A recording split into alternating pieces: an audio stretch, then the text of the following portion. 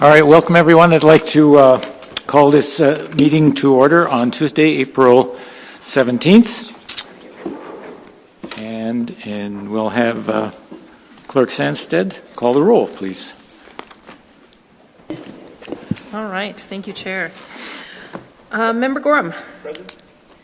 Chair Kirby. Here. Member Loeffler-Kemp. Here. Member Lofald. Here. Member Oswald. Here. I am here. Member Trenka. Here. Superintendent Granza. Here. Assistant Superintendent Starzecki. Here. Deputy Clerk Hassler. Here. Secretary Dolans. Here. Secretary Thibault. Here. And Ms. Carlos from Denfeld. Here. And Mr. White. We have a quorum, Chair. Thank you. Will you stand and join me in the Pledge of Allegiance? I pledge allegiance to the flag of the United States of America and to the republic for which it stands, one nation, under God, indivisible, with liberty and justice for all. this so we don't get water all over.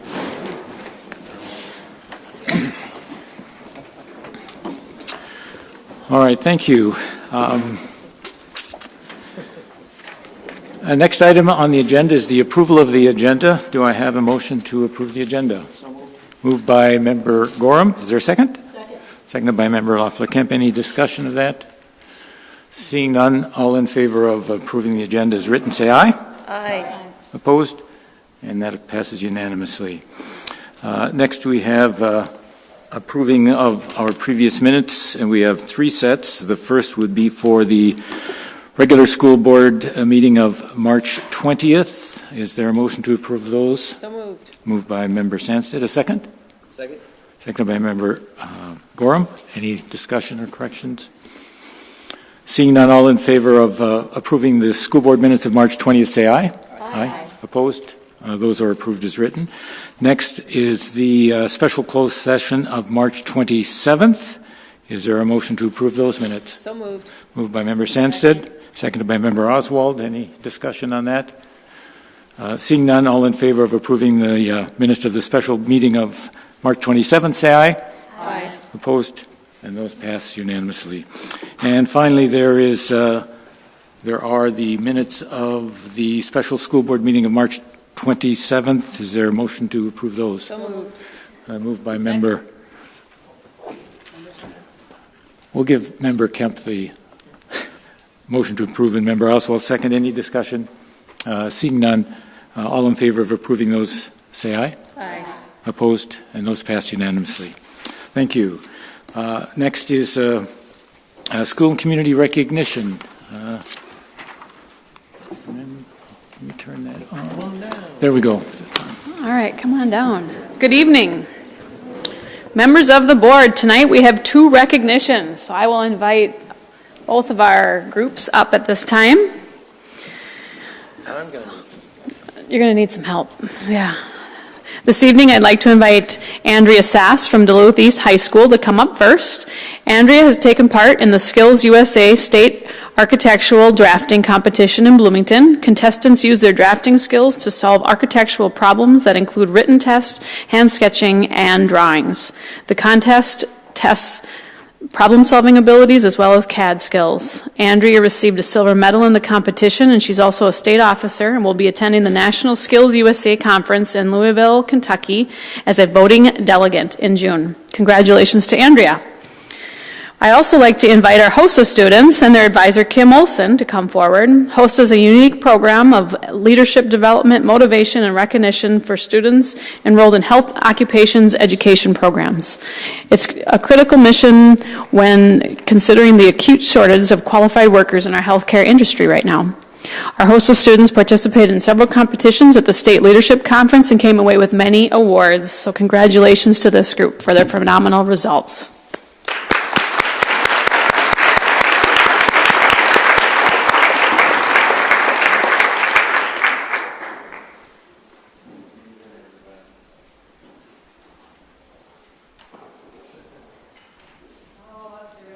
Step forward because you're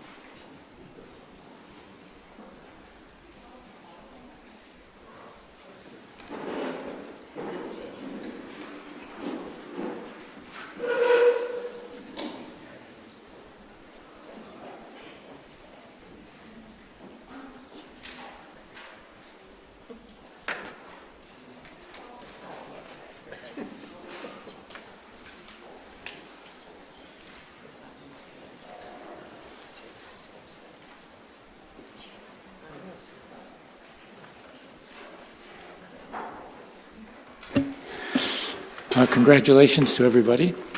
Next on our agenda is audience participation, and I will remind people that they have 3 minutes, and you can see the little light up here. We ask that you be respectful, and generally people have been, so thank you very much. Our first person is Linc.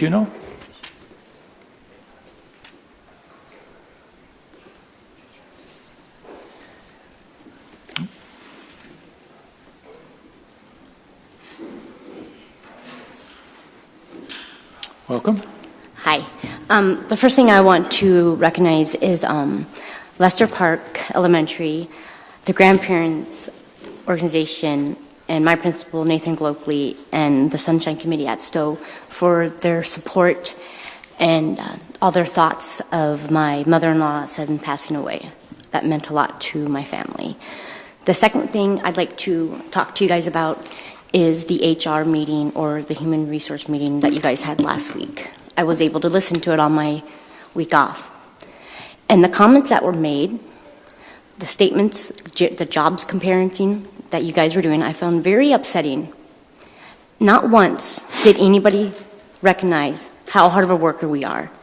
Comment was made, it's a stepping stone for them to get into the union job. You don't know that. You don't seek our opinion. You don't come out and ask us. We were compared to the Career Center. They make $12 an hour. Totally different job. Family engagement. They're allowed to work 14 hours. We work 12.5 hours. So for you guys to sit here and compare our jobs to other jobs is not right. And not once did anybody mention how hard of a worker we are.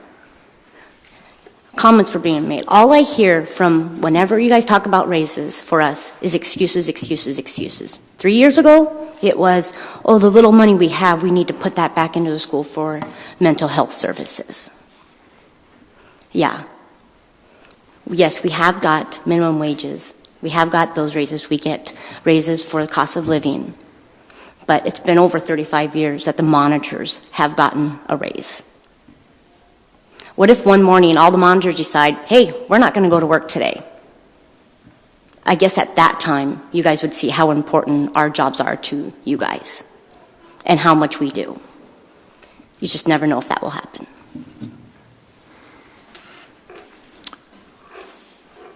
Thank you. Next, Terry Akervik.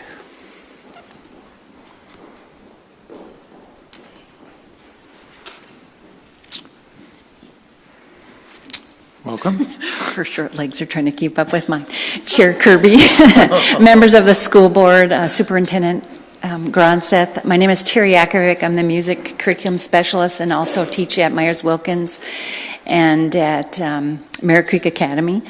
And I just want to thank you again. I wasn't able to come last month, and I'm so happy to have the Harmony Bridge Group. I called it the Ordine East Middle School Jazz Band, but I think they are, and it's actually Jazz Appreciation Month this month. So this was very apropos. It worked out great. And I just want to thank, again, Mrs. Churchill and Mr. Jonathan Grimsby, the PTSA at Ordine East, and the Friendly Kiwanis for donating to this project. It's a wonderful project. And I want to highlight how many different projects we have in our music programs across all of the schools. I talked to the music teacher, sent him a quick note and said, how many performances have you had this year? And not just counting concerts, that would be probably 25 across all schools, but all of the community events that we've attended, we are well over 225. World Beat alone that I direct at Myers Wilkins, we're easy at 15 through the summer. So it's a very important thing. We could not do our music programs, even the day-to-day teaching, without these community partnerships and collaborations. So we appreciate your support, administration support, and then of course the parents and the students themselves, because that's why we're all here. So thanks again. Thank you. Ms. Churchill. That's all I'm saying. Thank you. Next is Bernie Burnham. Well, good evening. I've got a few things I want to talk about tonight, but talking about collaboration that Terry talked about, the first thing I want to do is make sure that you know that Thursday night of this week, as the chair of the Duluth Community Schools Collaborative, there's a big celebration. We're celebrating 20 years of community schools work in Duluth, and obviously that all started at Grant School, which is now Myers Wilkins. So Thursday night from 5:30 to 7 over at Summers Hall at St. Scholastica, and you'll hear more music because the World Beat Drummers will be there. Dan Veld's Jazz Band will be there at Kako's Choir, and then we'll have art from Lincoln Park art students. So we'd love for you to all be in attendance and talk about the past, what we're doing today, and what the future brings for us. So that's my first thing. Next, I just want to share with you briefly, we've had a bunch of our members this year go down and lobby at the state capitol for education. We've had Jenna Goost, Justin Chumich, Shane Johnson, Katie Oliver, Rich Updegrove, Kathryn Akbar, Emily Glomsky, Beth Kirsting Peterson, Linda Pelto, Stacy Achterhoff, Jessica Cook, and Samantha Daly. And a few of those folks, as they came to lobby, had some really difficult things that came across their day. When Stacy was there, she got news that one of her parents died that morning. She also got news that one of her students who had to be removed from the home ended up in foster care, and because there were no beds in Duluth, that child ended up in Virginia. So we shared some pretty real stories with our legislators, and they heard our voices loud and clear. We talked about mental health support that we feel is really important to our students, school safety, class size, special ed funding, especially the cross-subsidy and how that affects us. And we weren't alone in that. There were plenty of districts around the state of Minnesota who are feeling that pinch as well. We talked about degrees, not debt, and how our newer teachers are coming out of school with this debt that is amazing, and many people who have no hopes of paying that off before their own children start school. So just a lot of big issues for educators and public education as a whole, and I'm thankful that those folks came down, and we hope to grow that voice down at the Capitol. As you know, Ann Craftifer, who is a member of ours and sits on our exec board, is the chair of the PELSB board, the Professional Educators Licensing Standards Board. And she had a rather rough week last week going through a hearing with the folks on that committee, and so we were able to speak up for her too. But I just wanted to mention her, and if you could reach out and thank her for her hard work. I mean, her efforts are great, and we just want to make sure that she knows she's supported. And finally, next week is Secretary's Week. The middle of the week, it's Secretary's Day on the 25th. And so when I get to go out to schools, they're often the first people I see in the building. When I come down here, they're the folks I see in offices. And I just want to speak up in support for them. They are often the first people we see. We know that they're the first people that many people see as they come into our schools. And so, if we're going to, we've talked about this, valuing every member of our organization, from the playground to the cafeteria, to our bus drivers, to our clerical, our maintenance folks, our teachers, principals. Everybody is a valued member of this organization. So how do we show that? We support them and we get them a contract. So I'd like you to be thinking about that. And I'm thankful for all the work they do. I know that every time I've been in a school or the places I've worked, heck, even what I do now, with Terry up there, they're very important to us, and I appreciate the work they do. So just want you to be thinking about those things. Thank you for all you do. Thank you. Next is Jessica Saxton.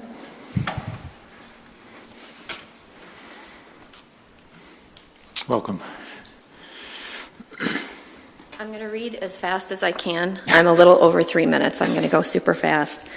My name is Jessica Saxton, and I'm here tonight to urge the school board to hire more mental health professionals in the schools. You might be aware that approximately 20% of teenagers experience depression during their adolescence. Less than half of them ever receive treatment. The rate of teen depression has been on the rise steadily since the 1930s and is now 8 times higher than it was 50 years ago. As of 2015, 18% of high school students in a national survey reported having suicidal thoughts, attempts, and related injuries in the 12 months prior to the survey. The recent rash of school shootings has pushed the subject of mental health in the schools into the spotlight. Senator Tina Smith recently introduced a bill to expand mental health services in the school system, and Governor Dayton recently proposed a spending bill that would add funding for increased mental health services in the schools. I want to let you know a little bit about my own experience in the schools. In January of this year, I was hired as a guidance counselor at Marshall School. As a guidance counselor, my job includes coordinating and administering national tests, miscellaneous non-mental health related duties, and also meeting with students experiencing a mental health need. Since I started in January, I have had more students than I can count in my office in serious crisis. And in that time, I have written 8 contracts for safety. If you don't know what that is, a contract for safety is a document that a student signs when they are feeling suicidal, in which they promise to talk to an adult if they are afraid they might hurt themselves. This number suggests to me that many of our Duluth students are in serious mental crisis. As you may know, in August, one of our students at Marshall tragically completed suicide, and you have surely heard that in the last 3 weeks we've had 2 students at East complete suicide. There have been many more attempts this year that I personally know of. I'm sure I don't know of all of them. What I can tell you is that I, working as a guidance counselor with many job duties, only some of which are mental health related, am not able to provide help for all the students in my school who need it. Although I happen to be clinically trained as a therapist and would enjoy providing therapy for the students, working as a guidance counselor with varying duties, it's simply not within the scope of my job to do so. All I can do is provide crisis counseling when students are close to the end of their rope. This is not enough.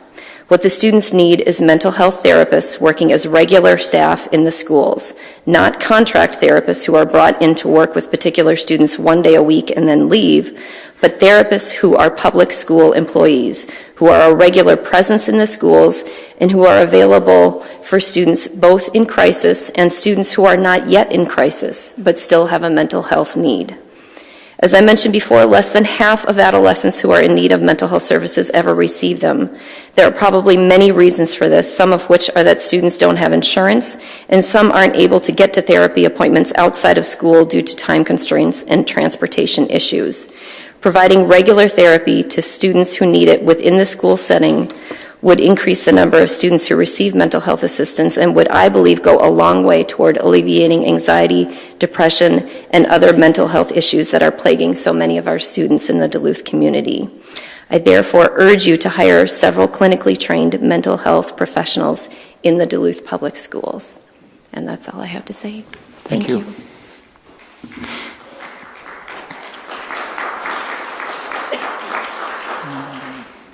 Thank you. Next is Mark Zamudi.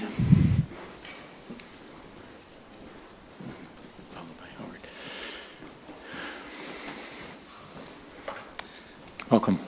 Yeah, good evening. I'm Mark Zamudi, a teacher at University of Minnesota Duluth, and last month I was here and very enthusiastically introduced my dad as a very magical teacher who was coming up with a curriculum idea. At the end, he mentioned a mango smoothie, which syncs up somehow with my sense of humor, so there's a picture of one. I'm just here to ask if I may please approach the board and give you a copy of what he would like to talk about.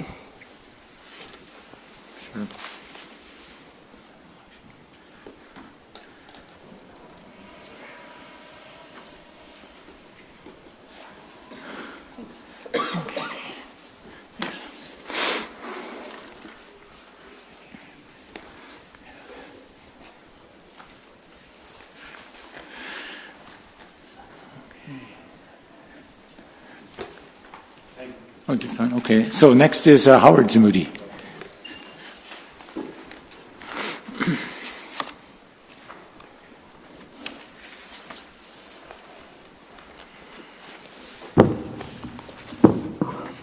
Good evening. I'm back again. So I'm Howard Zamudi, and I'm a military veteran, licensed teacher, been working with challenged youth and adults for 45 years in the states of Washington, Colorado, Illinois, and Minnesota. And I'm here on behalf of students, to advocate for students, to introduce a model curriculum that I created and actually facilitated in this school system and other systems in other states. And I find it very successful. I've done this for conglomerate years of 20 plus years. And basically it addresses children grades 3 through 12. The title of this curriculum is called Students Empowering Themselves. The acronym is SET, SET, Going for the Magic. And so I ask, what is the magic? I ask the students all the time, what is the magic? And they come up with a variety of good answers. And then we talk about the fact that, that magic is within everyone, and it's that good, happy feeling within yourself. And today I was at Myers-Wilkins working with first graders, and I said, okay, who has something to share, something happy to share? So they, went through their list. We did the weekend, we went for some ice cream, the malt shop is open, there are nice things that are happening now. And I said, that's good. And I said, you have that happy feeling. And so I asked them, I said, where does that happy feeling come from? And one of the little girls in the front row said, she raised her hand, she said, it comes from your heart. And so with that in mind, I thought that's exactly what we're looking at. We're looking at that feeling that goes beyond, the typical experience, that heartfelt experience that is actually combined with educating. And when that happens, students become empowered. And so this curriculum model, basically what it does, it addresses and it gives the opportunity for the students to express and to feel that magic. And the way I do it is basically it's a six-week process, and the students are given time to get to know themselves. When they get to know themselves, that sparks an interest, and that interest eventually becomes an excitement. And when that excitement happens, they become members, and they feel that they're contributing as an individual, as a team member, and also as a leader. And eventually that spark, when it does continue, it builds a foundation for a love-to-learn attitude. This process, I feel, and I've witnessed, it goes from believing to knowing by experiencing. Experience that joy, experience that happiness that you can learn. What happens as a result? What are the consequences? Consequences are good because all of a sudden that change starts to manifest in we've got increased attendance, we've got increase in grades, we've got GPA going up, referrals are going down, behavioral issues are going down. That achievement gap is starting to narrow. So students feel excitement. I say, what kind of word do you want to put on that? He said, we're excited about it, we're happy about it. I call it the mango smoothie moment. As far as sustainability, there's no need for review. There's no need for concern as far as summer break because, students become aware that they are empowered by this familiar feeling and they may experience that through some of the things that they do during the summer. That feeling pops up, we go to the malt shop, we do the movies at Leaf Park, we go down to Canal Park. All these things are familiar and they want experiences that bring that process again. And this is what this curriculum offers. And that love-to-learn process begins. Educating the mind. I don't mean to cut you off a little bit, but thanks for bringing this. Could you kind of wrap it up? Sure. One last bit. Thanks. Educating the mind without educating the heart is no education at all. Mr. Aristotle said that a few years ago. Okay, so what I'm asking is basically, I've been advised to contact principals for discretionary funds, but there's so much going on this time of the year. What I'm asking the board to do is to consider funding this for the next 6 weeks. I'd like to implement that as a demonstration to show how this is really proven. Thank you on behalf of the students and myself. Appreciate it. Thank you very much.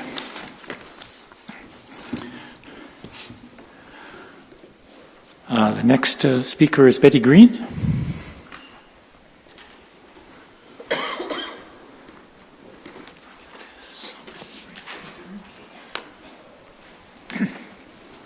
Welcome. Chair Kirby, members of the school board, and Superintendent Gronseth. My name is Betty Green.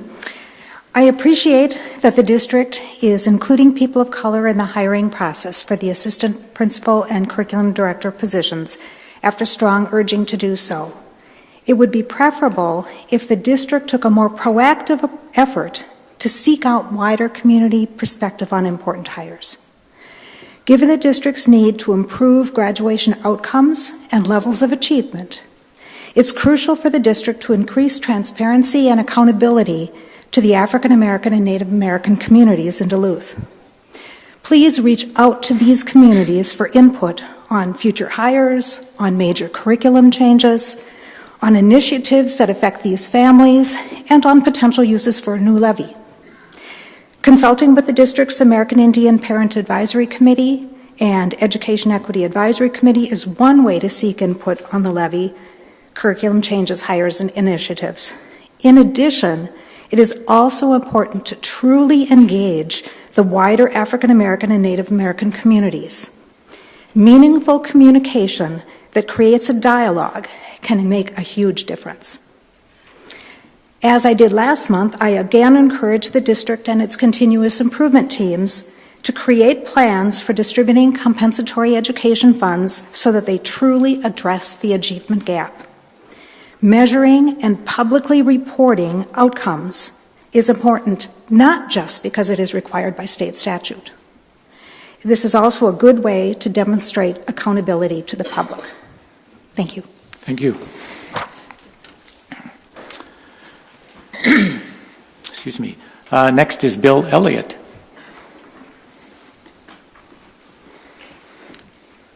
Welcome. Thank you. Thanks for letting me speak. Bill Elliott. I've worked for the district for 23 and a half years. I coached for the district for 17 years, and I'm the new chairperson for the paraprofessional bargaining unit.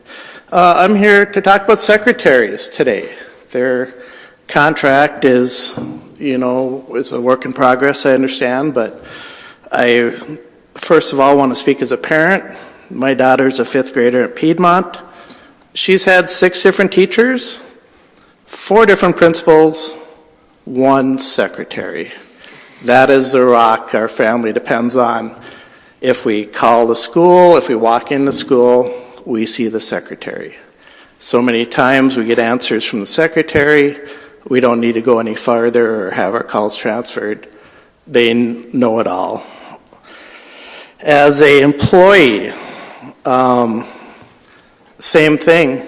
As an employee, if I have a question, how many times the secretary sets me straight, gets me on the right path, lets me know what's going on. It's just incredible. When a substitute walks in the building for the first time, it's a secretary. I've seen them pretty much grab them by the hand and take them to the classroom and hand them the folder and show them, this is it. The secretary is the one they sign in with, sign out with. They keep things running. Like I said, they are definitely the face and the voice of the district for everyone involved. And it doesn't matter what building it is. If it's here downtown or if it's in a building, it is the secretaries who do it. As a coach for 17 years, the secretaries carried me. I mean, there was so much paperwork and so much other stuff. Had it not been for secretaries, I definitely would not have lasted that long. One of my friends told me today, we had a meeting, and they said, well, you can quote me on this, they're the ones that know where the bodies are buried.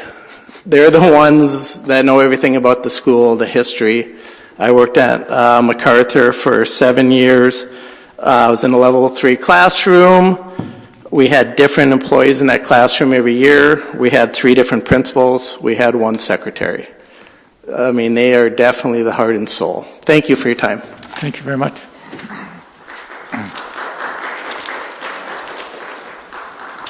Next is Kathryn Akbar.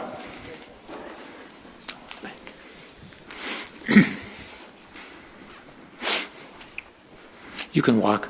No, it's okay. Welcome. Do I need to push this? No, you're fine. Okay. Good evening, board members. My name is Kathryn Akbar. I'm a teacher at East High School, and I'm up here also to support clerical. The clerical support that we have in this district is far none above, I don't know how to compare what they do every day. I thought I would start with a brief story. I brought a visual. I was just reading this yesterday, actually, after our executive board meeting. And one of my favorite instructors at Cornell, I didn't realize he had passed away, and he did, which is very, very tragic, of course. But he lived a very long life and was a phenomenal educator. And as a freshman, I took a class with him, and one of the questions was, what is the name of our support staff in the education office? I didn't know. I knew quickly after that, as many of us did, because Diane was in charge of placing us for student teaching, for observing, so we quickly knew the answer to that, and she was there for a very, very long time. And as, 19-year-old youth, kind of crawling out of your own self, realized, oh, okay, I get this. In his obituary in here, one of the statements was consideration of others, and I thought, boy, he instilled that right away in our small class. He also instilled being active in the community and the importance of unions, and so many of us are speaking on so many things that we're so passionate about, which I think is such an important part of the process of a public school board. So again, thank you for your service. The last thing I want to say about Professor Peters and how this links to our clerical, if it hadn't been for people like him, I don't know if I'd be as involved in the community. I don't know if I would see the value of unions. And I'm seeing it more and understanding it more every day. So I wanted to stand in support because one of our goals as a district is warm and welcoming. And we have 2 clerical at East High School that I don't know sometimes how they get through a day. We have dealt with tragedy. We have dealt with celebrations. They continually have to show people places and communications and fill vacancies for subs. I don't know how they get anything done with the questions just I ask, let alone everyone else. And that goes across the district. Whenever we come downtown, wherever we walk into buildings, they are the first faces that we see. And they do such a phenomenal job. So I marvel and applaud the work of all of our district staff, but especially our clerical. I heard that they filed for mediation today. And I am so hopeful, and I encourage that there can be an agreement that can be met with clerical support staff. A contract shows that your work is valued and that we appreciate what you do. Thank you so much for your time. Thank you.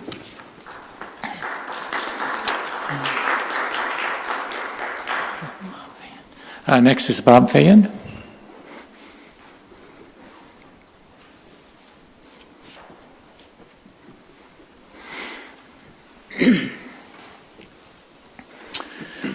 Welcome. Thank you. Chairman Kirby, Superintendent Gronseth, school board members, community members. My name is Bob Fine. I have 2 students in the district. They are juniors currently at Denfeld. They went to Nettleton and Lincoln Park as well. And I'm here tonight on behalf of the Community-Based School Equity Initiative. Those of us involved with the Equity Initiative would like to recognize that the significance of the recent budget planning decisions that begin to realign the compensatory education funding with the buildings it generated. This is an important first step in seeing that these funds do what the state statute says they must do, address the achievement gap in all of our schools. We thank you for doing this. We, however, also recognize that the structure of the budget and the budget discussions may leave open how these funds will be used within individual buildings. In discussions with the assistant superintendent and others, we have learned that there are numerous research-supported strategies for addressing the achievement gap. We also know that building leadership, whether principals or continuous improvement teams, may choose to use these funds to simply lower class sizes throughout the buildings, rather than target these funds to the needs of the students who are experiencing the achievement gap. Depending on the building's demographics, we believe this may have the potential to undermine the intent and the commitment of the state statute, the district, and the board in ensuring that these funds are strategically used to address the achievement gap.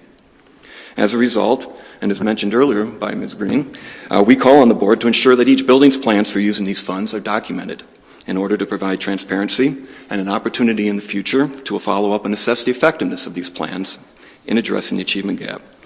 We would also call for the board to insist that these plans include input from those families that they may be impacted by the achievement gap regarding which strategies they find most impactful. In fact, we know of one elementary school that is already taking steps to do so by developing a survey for the affected families. We also acknowledge that comp ed has been a major focus of our group over the past year, but it is not the only equity issue with which we are concerned. We continue to believe that there are cost-neutral ways to better utilize existing transportation capacity to increase attendance and provide greater access to academic opportunities, particularly at the high schools. We have heard of changes in the works to expand the scope of the Academic Excellence Online program, and we are curious as to the impact, intended and unintended, that this might have on face-to-face course offerings at the secondary schools. And there are other issues in which we are interested as well. Yeah, we started as a group of parents and educators concerned about the curriculum offerings at Denfeld, but this work has led us to recognize that there are significant equity issues across the district at the elementary as well as the secondary levels, in the east, Eastern schools as well as the Western schools. That's the reason we use community-based in our group's name, not the name of a specific school like Denfeld. And so in that spirit, we recognize that there are many, many, many student needs that deserve attention across the district. We've heard of some already this evening. But in the spirit of that, we and the community working towards equity for all students in the district, we welcome any other members of the Duluth school community who may be interested in these equity-related issues to reach out to us and learn more and perhaps even become more involved with these efforts. As we've heard, this district has great educators and great staff who are dedicated to providing our kids with the best and well-rounded education that they possibly can.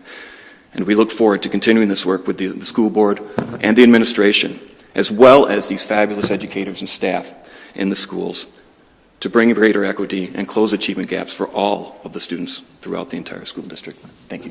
Thank you.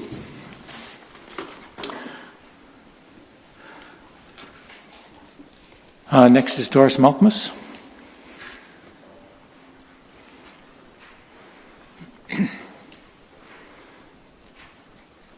Welcome.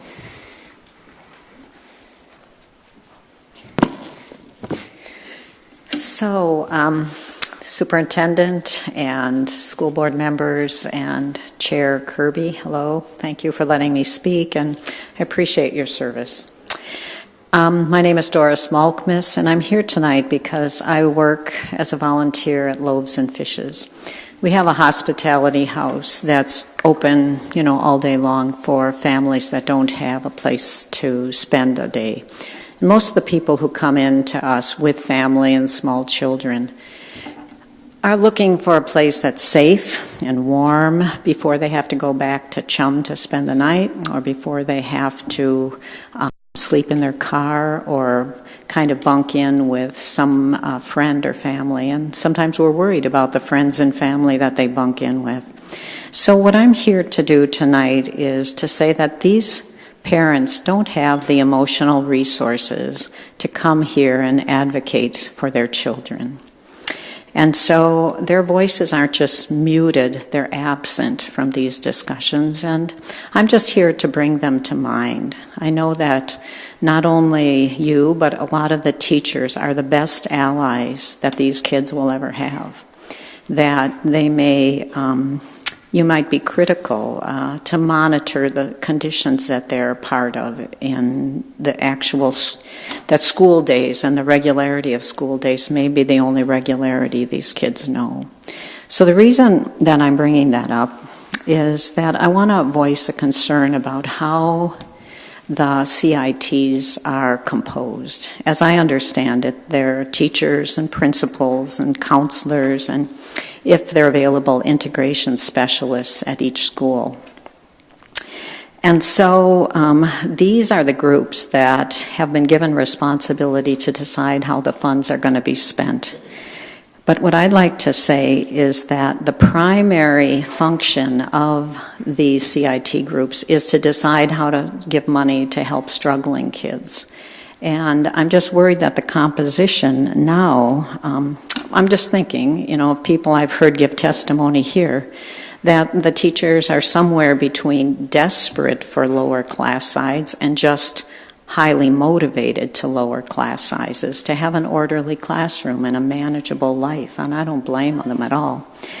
But what I'd like to do is say that if the integration specialist is the only person on the CIT whose dedicated primary role is to stand up for struggling kids, then how's that person going to be able to bring up a new idea that other people oppose or try to challenge something that they're putting forward? I just feel like the integration specialist or whoever is in that role doesn't have enough support, enough moral support, and I'd like to see the CITs more closely aligned with the community organizations that are able to represent these struggling kids, not their educational needs, but their social and their home life needs. So I don't expect this problem to be addressed overnight by some administrative fiat or anything, and I know that paper changes aren't really going to change graduation rates.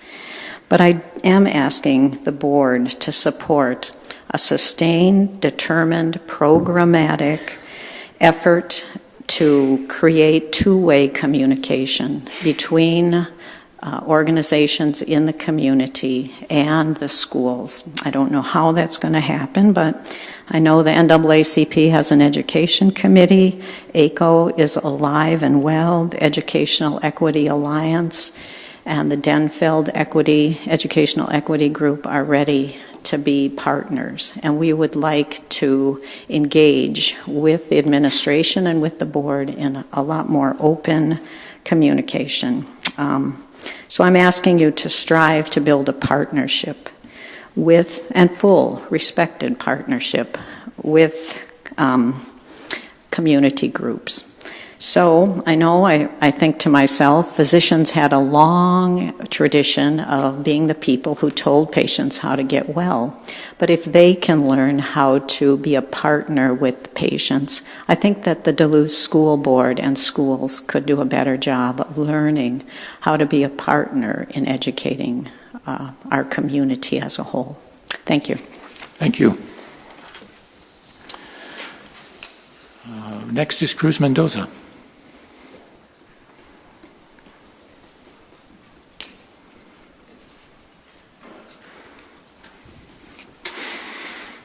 Welcome. Thank you. I want to thank everyone who has spoken, especially people who have spoken in support of secretaries. Those of us that have worked in schools know how critical their role is on a daily, hourly basis. So thank you all for speaking up for the secretaries, and I wish to do so also. But I want to remind people that the last speaker talked about having more different kinds of people involved in making decisions with this board and with this administration. I am one of the people who helped create the Integration Specialist Program. And just very, very quickly, we had meetings here as part of the Desegregation Council for approximately 5 to 6 months on a weekly basis. We had approximately 30 to 40 people at every meeting from all walks of life, from the superintendent's office to teachers, to counselors, to different community organizations, and we had to make a decision about what had to be changed in the district. And what we came up with is something that we, on the Desegregation Council, attempted to do for 17 years, and that's to hire more people of color. Those people are now integration specialists, and that's what it took. It took a lot of community involvement, it took a lot of cross-collaboration, and it worked. But that's not why I'm here today. I just wanted to thank the speaker before me for bringing that up. And I'm here to speak on behalf of the Human Rights Commission for the City of Duluth. We had a regularly scheduled meeting last week, and one of the topics that we talked about was what was in the headlines in the front page having to do with school disparities. This is something that concerns us, and it should concern everyone in this school district. And, you know, in my 25 years of working for the school district, very little has changed in terms of those percentages and those numbers. And, you know, I think that if we have more people who are representative of the community putting their heads together, coming up with different strategies that educators might not be even thinking of, that we have a chance of making a bigger impact than school personnel alone. So that's, but besides that, there are a couple of resolutions that came from, and by the way, the Human Rights Commission is ready to work with any of you to do anything to make an impact on that. And I know there's some programs that exist now, especially in Denfeld, that are cutting that rate of discrepancy and disparity. So we're ready to work in whatever capacity we can with you to make a change in that. But there are two resolutions that came out of the Human Rights Commission, and I would like to read them to you. They're very brief. Dear Superintendent Gronseth and ISD 709 school board members, the City of Duluth's Human Rights Commission is established by City Charter 29C and works to promote a more equitable and inclusive community.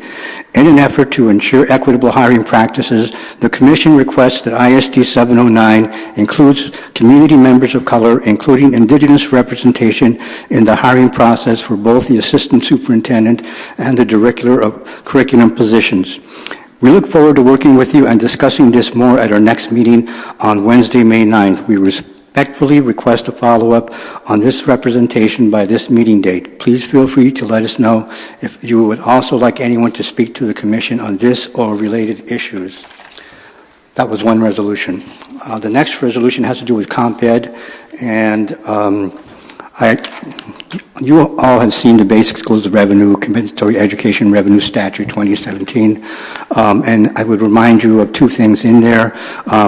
One is Subdivision 3, a school district that has received permission under Law 2005, First Special Session, Chapter 5, Article 1, Section 50, to allocate compensatory revenue according to school performance measures, shall share its plan for the distribution of compensatory revenue with the school site decision team. We would like to see that plan. And also, the rest of that concern is, dear Superintendent Gronseth and ISD 709 school board members, the Duluth Human Rights Commission requests access to the annual expenditure report as enumerated in Minnesota Statute 126C.15 Subdivision 5. Quote, each year a district that receives basic schools revenue must submit a report identifying the expenditures it incurred to meet the needs of eligible learners under Subdivision 1. The report must conform to uniform financial and reporting standards established for this purpose using valid and reliable data and measurement criteria. The report must also determine whether increased expenditures raised student achievement levels. Please send these materials for us to review by our next meeting date, Wednesday, May 9th, and thank you for your time on this matter. So, those are two resolutions that came from the Human Rights Commission, and there will be more. And we look forward to working with you in whatever capacity we can to better educate all students in Duluth, and I thank you. Thank you. There are no other people who are signed up. Is there anyone who would like to? Yes. Oh. Thank you, Charles. Florestano? Mr. Florestano's class. Mr. Florestano's class. Welcome.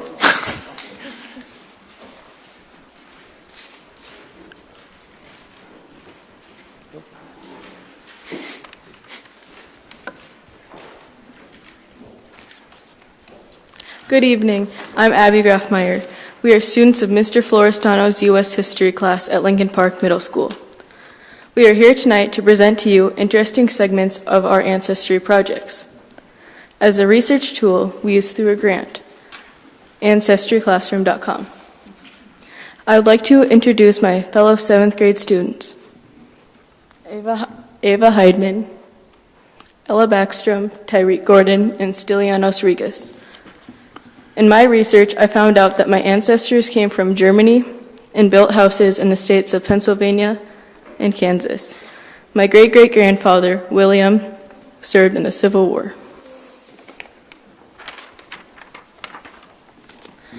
I am Ava Heidman, and I had several relatives in the military. My great-grandpa Heidman and my great-grandpa Hirschman served in Germany in World War II.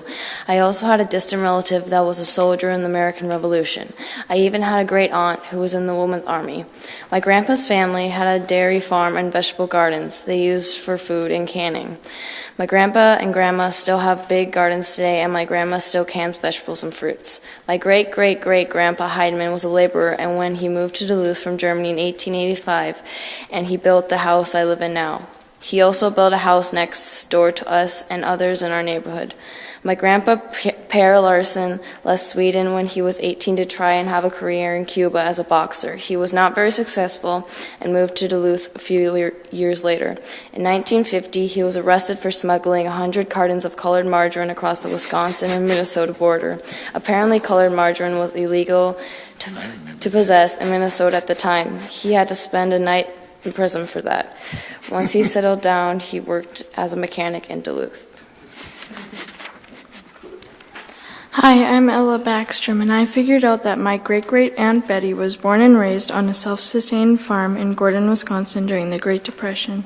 They grew a variety of crops and livestock. Hi, I'm Tyreek Gordon. What I found out was really interesting to me was the Ghanan flag. I liked the colors, and the colors are red, gold, and green, and the gold stands for their mineral wealth, the green stands for the rich forests, and the red stands for the people who died for their country. And the colors are in a horizontal pattern with a black star in the middle. I didn't really find out what the black star meant, but I just really like how the Ghanan people really cherish their flag. So that's what I found out. Thank you. Hi, I'm Stylianos Regas, and what I found out was that my grandfather Jim left Greece when he was 17 years old and left on a passenger ship named Toronto from Pylos, Greece. And the ship went through the Mediterranean Sea, the Suez Canal, the Red Sea, and across the Indian Ocean. It took him about 35 days to get to the South Australian city of Adelaide. He stayed there until early 1967. When he was 29 years old, he took his family to Duluth, Minnesota, because his uncle already moved there. They flew from Adelaide, South Australia, to New Caledonia, and on to Tahiti. They spent the night and got on another plane to fly to Los Angeles, California, and then finally flew to Minneapolis, Minnesota. His brother John picked them up from the airport, and they drove to Duluth. The trip was about 3 days long. Thank you. Thank you.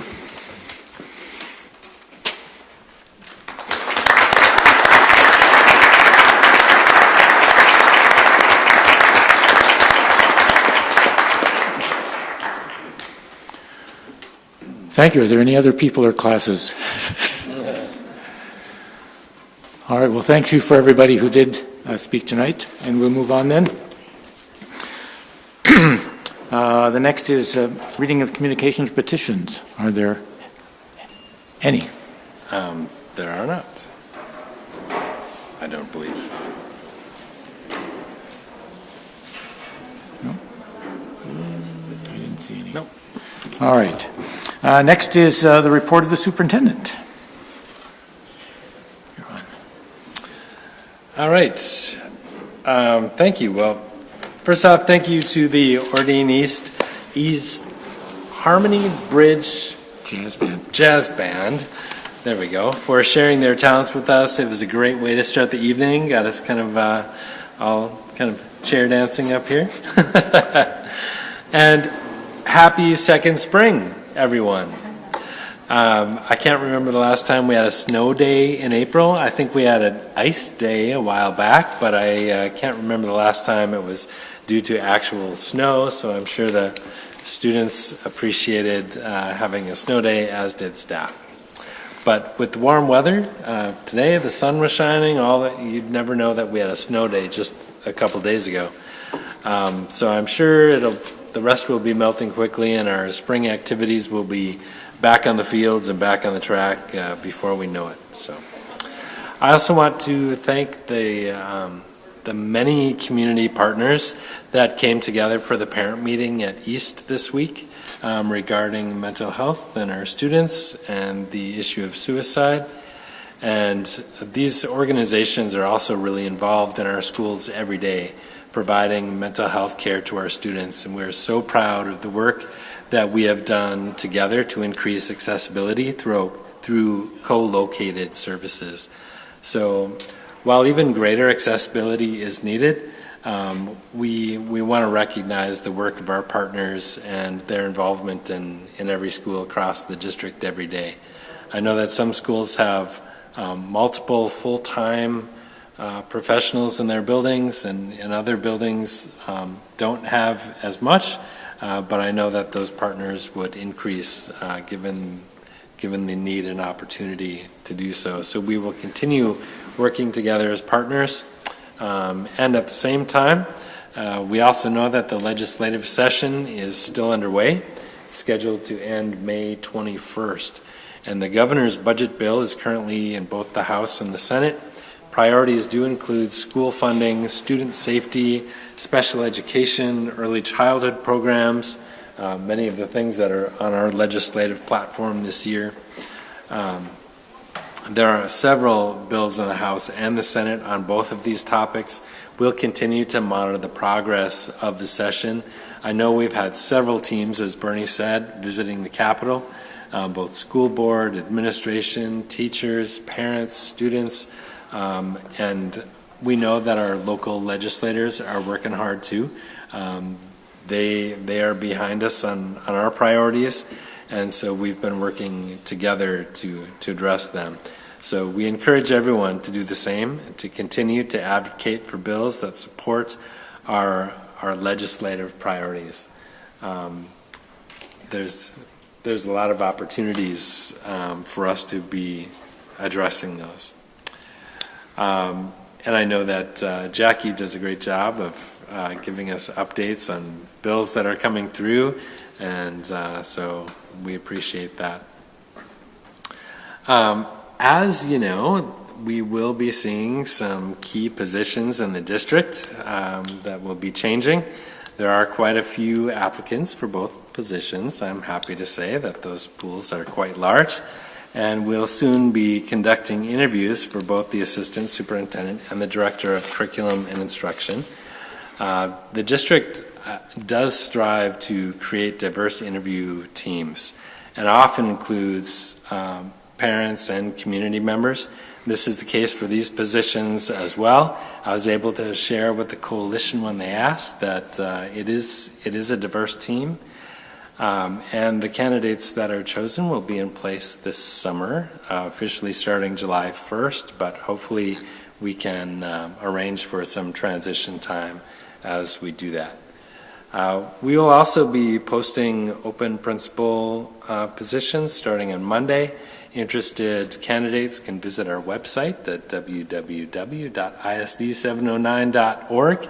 And as we do with admin positions, that will be posted statewide and regionally, and that will continue to have opportunities for both principals and teachers and paraprofessionals and other positions as we move into the spring. So we encourage folks to keep an eye on our website and join our team. So I think it's time for some student representative updates. Why don't we start with student representative Carlos? Oh, perfect. Okay, so Maroon 16 sang with Foreigner on April 4th, and yeah, I'm a part of that music group, so I'd just like to say it was an amazing experience, and we'd all like to thank the community for all of the support and votes that they gave us. And then we were able to enjoy this once-in-a-lifetime experience and receive $1,000 for our choir program, and it was just super, super fun, and we're all so grateful for that. And our exec board had a great idea of having a Mario Madness in celebration of March Madness, where the students had played Mario Kart against each other to compete to get this top spot in our bracket. And that was super fun to do as well. And hopefully we'll continue doing that in the future. And then Denfeld is having another Coin Wars, which is one of our favorite fundraisers to do. And instead of our class versus class like usual, we're having a lunch versus lunch. So our maroon and gold lunch are fighting to get an open lunch for one day. And then I'd like to graciously thank Superintendent Gronseth for agreeing to get possibly pied, which will be voted on by the winning lunch. So then on an academic front, we are totally involved in our MCAs for 10th and 11th graders this week, and for the ACTs that are going to be taking place next week.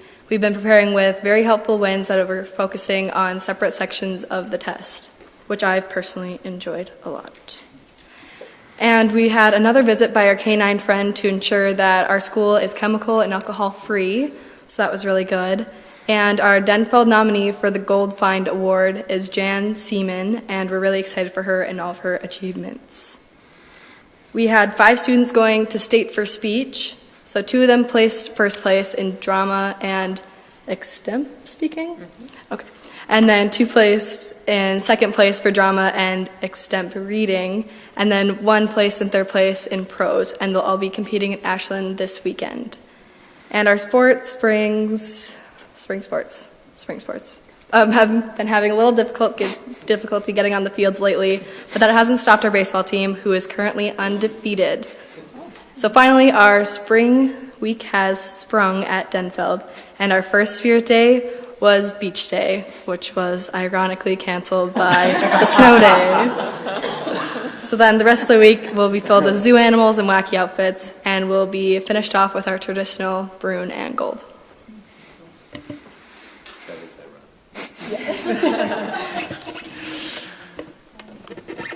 All right, so over spring break, the upperclassmen in our band program had the chance to go on a trip to LA, where they performed in various places such as Disneyland, and the orchestra took a trip to New York and had the chance to share their talents with the people of New York. Our speech team is also sending 5 people to state: Jay Vaidyanathan and Copper Petermeyer in duo, Matthew Campbell in poetry, Elsa Madsen in prose, and Andrew Miller in extempore reading. Our robotics team qualified to compete for the prestigious Chairman's Award at Nationals. Winning the Chairman's Award is the only way to enter the Robotics Hall of Fame, so it's a pretty cool competition for them. Our spring sports are trying to start up, such as baseball, track, and lacrosse. They're having a little trouble with the weather, but this week the juniors at East are taking the math MCAs, and sophomores will be taking English and science MCAs next week. And students have a busy schedule leading up to the end of the year. We have ACT Day coming up on the 24th for juniors, and AP exams coming up in the beginning of May. On April 18th and 19th, Acapella will be putting on their spring talent show. It starts at 7 with a suggested donation of $5. There are a lot of really cool acts, so anyone who can make it, that would be awesome. And on the 20th, the jazz band will be participating at the Eau Claire Jazz Festival. Also, during this month, East experienced great tragedy. 2 of our students committed suicide.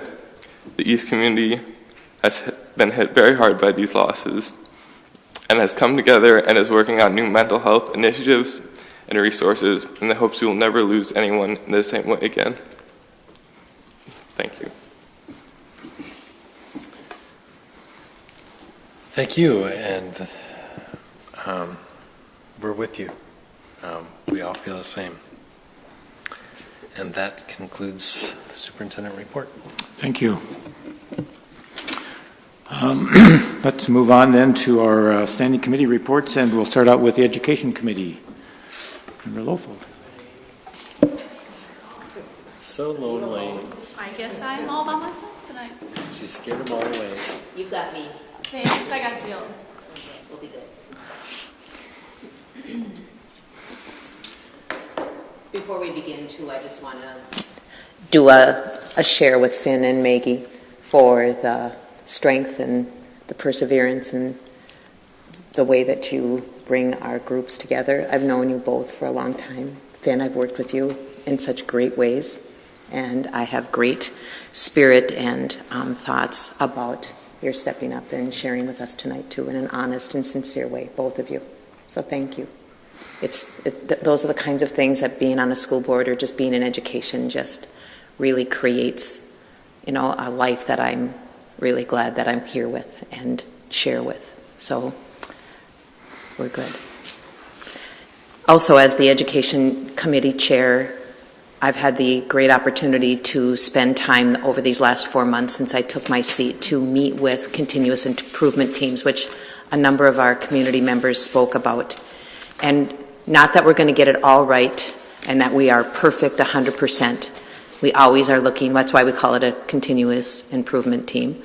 But I do want our community to be aware that this new responsibility, or not new this journey that we're on to create and use our data to close achievement gap, to work towards that, is honestly, sincerely, and hardworking staff.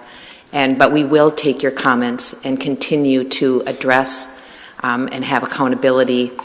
So, and I know that the schools are not taking this lightly.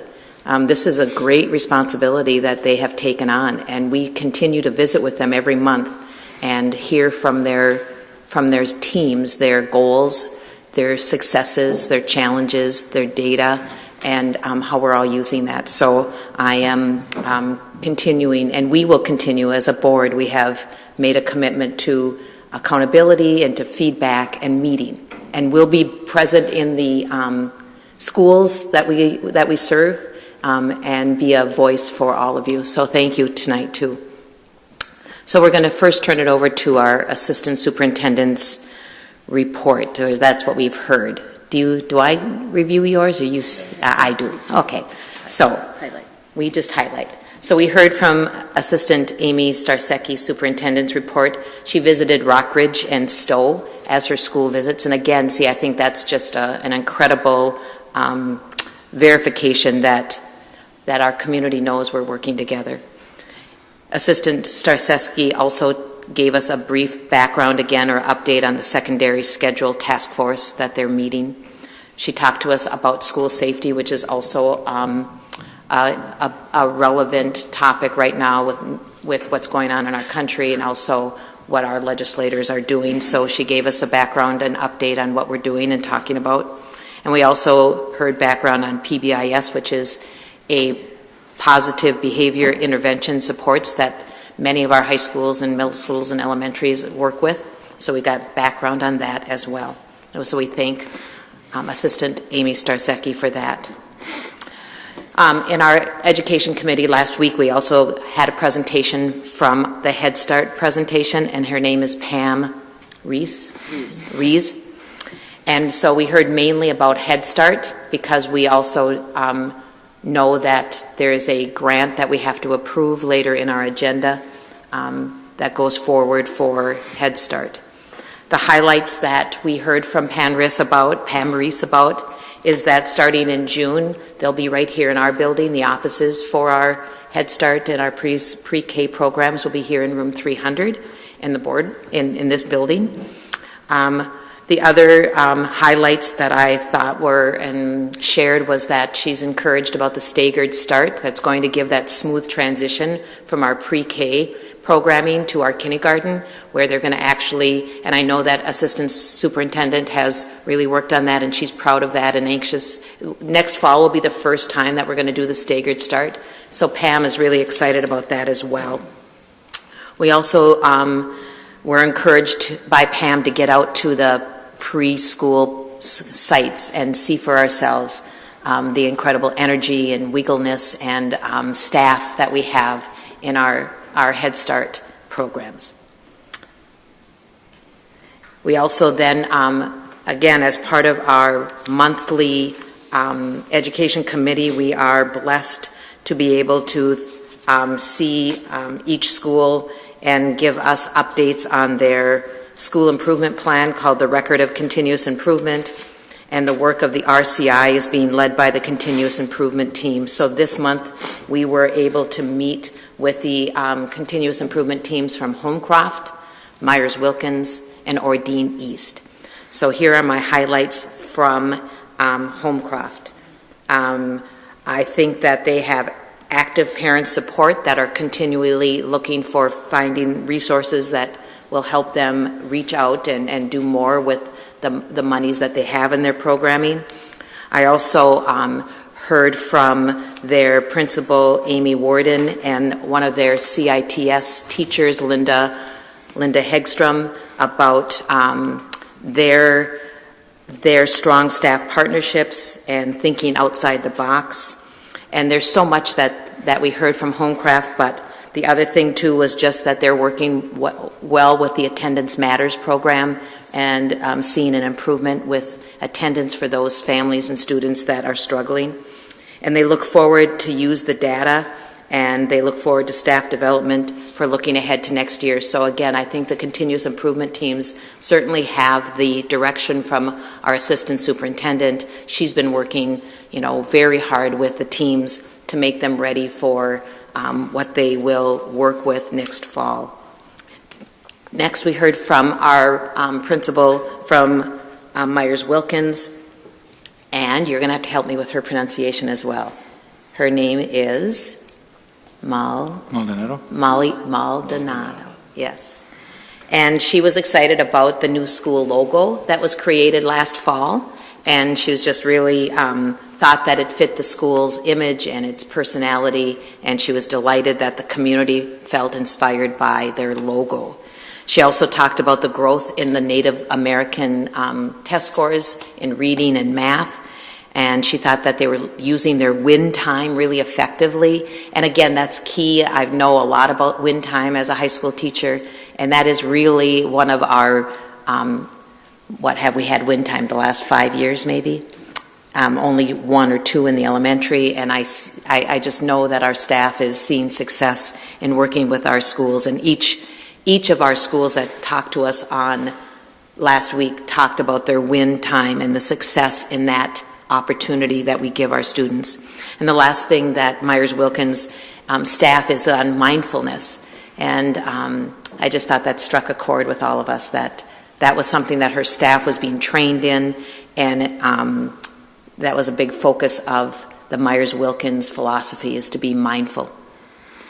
We heard from Ordine East, a presentation as well from their continuous improvement team, and I loved that they came prepared to tell stories, because stories really hit home, and so we heard a lot of great successes and stories from teachers that are on the continuous improvement team representing the whole building. What I took away from that was Principal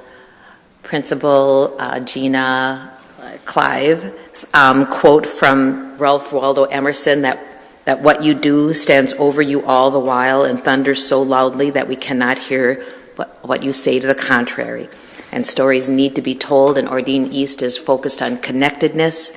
They have a lot of great success in their data, but much like all the schools that we've heard over the last 3 or 4 months, data is important. It's going to drive their instruction. It's going to drive their continuous improvement team.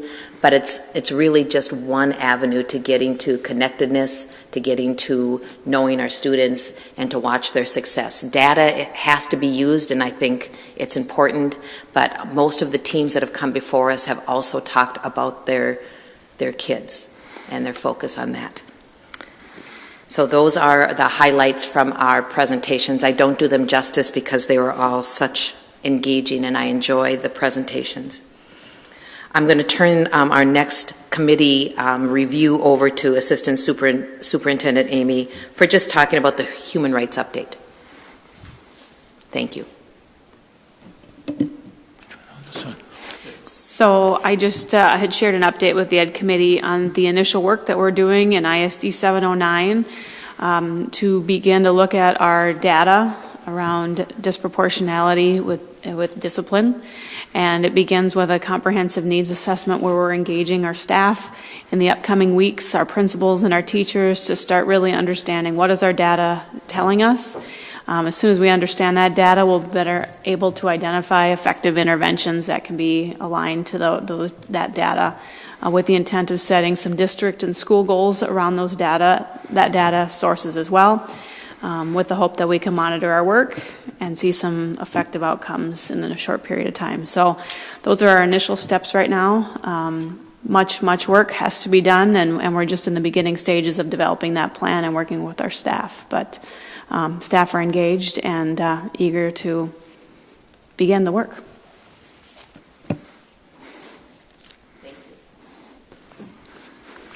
Next on the Ed Committee is that this is the fun part. We got to look at the grants that were written and yet to be approved, but we looked over grant applications. Assistant Starsecki had put in a grant along with some other schools for Striving Readers program.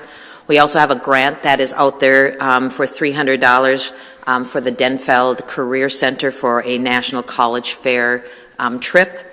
We also have a grant out there from the Minnesota Department of Education Families in Transition grant for $50,000, but we're also told there's some funding decreases at the state level, but we're hoping for whatever we can get from that grant.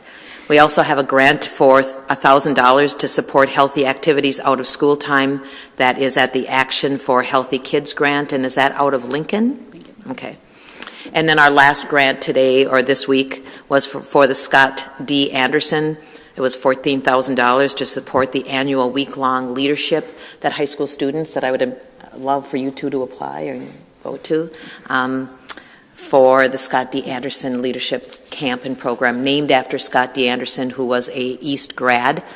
He actually taught a unit in my 9th grade English class on his book on the canoe trip that he took. It was great. Our next item that we looked at the Education Committee was our year 2019, our federal Head Start grant. Do I need to read that grant? Yes. We should vote on this. Okay. We're going to vote on this. I can find it here. Okay, so it is. That's down. Is it on? I don't think I've got the actual. That one's later. So I just, but we do have to approve it? No, it's just a review of the. Okay. Let's review the grant. It's just an overview. So it is, we've looked at it. We've looked at the Head Start federal grant, and it is something that we have to receive and look at every year. And so that was why Pam was with us too, along with giving us, but it's recommended that the Duluth School Board accept and approve that federal Head Start grant. Okay. So we're going to go to action policy items. This is our second reading. So when we accept the whole education agenda, unless we pull something from here, we're going to be approving these policies that we've all looked at and read through. And it's deleting policy 5010 and replacing it with policy 607. It's deleting policy 6085, replacing it with 607. This is dealing with grade levels. And we're revising policy 513. And Assistant Superintendent, you were going to, just get back to us if there was any clarification, and I don't think there was. On the first grade age level, I think we had some questions about that, but you said you'd let me know if it was different, and so it must not be different. That's what I'm going with.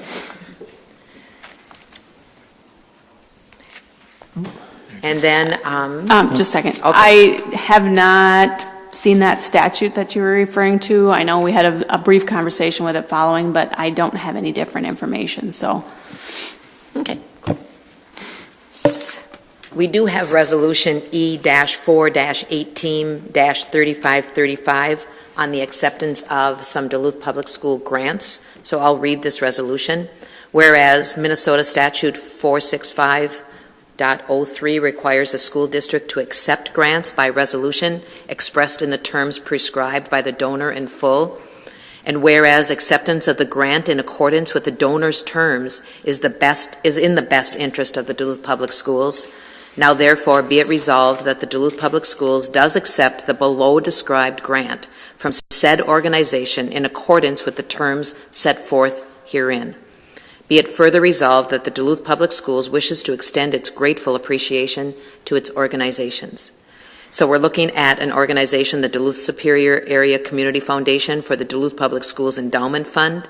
We're giving it to various and miscellaneous projects throughout the district in the amount of $28,908. And these grants will support miscellaneous projects and initiatives. And we have that list of all of the specific, and these are grants that teachers pre-K through 12 write an application for and are given or not given. And the Duluth Superior Grant also, we got one for the Scott Anderson Leadership Forum for $14,593. I move resolution E4-18-3535. Thank you. Is there a second? Second. Seconded by Member Sandstead. Any discussion? Seeing none, all in favor of approving this resolution, say aye. Aye. Opposed? Then it passes unanimously. We're going to just review the diploma requests that we got this past month. And I'd like to just congratulate Samara Pearson, Rebecca Rutka, Adam Brickley-Wita for completion and graduation, and hereby the school district approves of that. Did I get an email for an addition? There's a provision. And I also want to approve Sanine E. Eiley. Thank you. Yeah.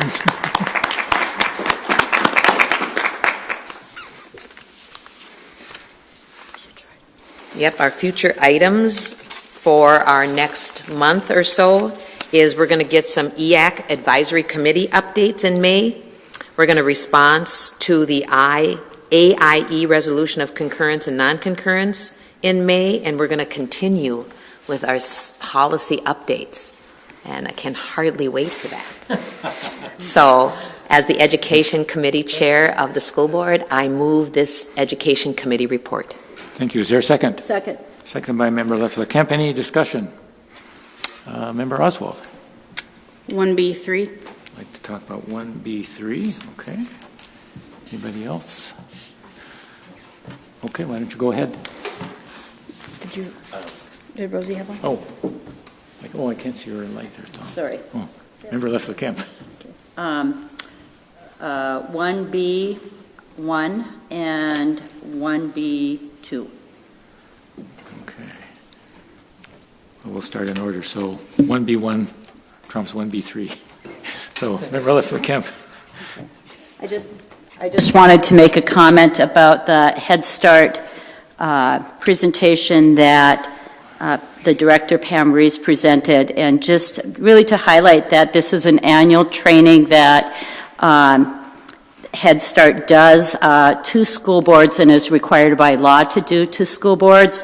And as a board member that had the opportunity to serve for 3 years on the governing committee, just want to highlight that there was a lot of talk about community involvement in our school district, and that is one way that we have parents involved from across the city. They serve on the governing committee, and it's parents who have children or have had children in Head Start from across the district that meet monthly and really help govern the work of the Head Start in our district. And I just really wanted to hold up those parents because they're very engaged, they're very empowered, and they're very much a part of the decision-making with our Head Start program throughout our district. So really just wanted to hold up the governing board and thank Pam Rees again for the work she does with them and for the training she provided to us. Why don't you go ahead with 1B2? Oh, I'm sorry. Member Sandstead. Sorry. I just wanted to add to that as well. I wasn't able to be there for the presentation, but I wanted to thank Pam as well and to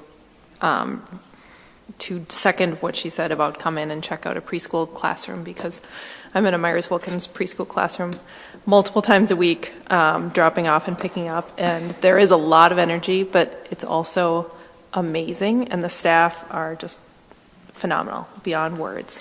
So we have this amazing resource that I wish we could make available to all kids, all 3- and 4-year-olds across the district. Small classes, great lessons, wonderful development of their emotional regulation and learning to write their names and just all these basics in a fun environment. So it's a wonderful thing. Please check it out.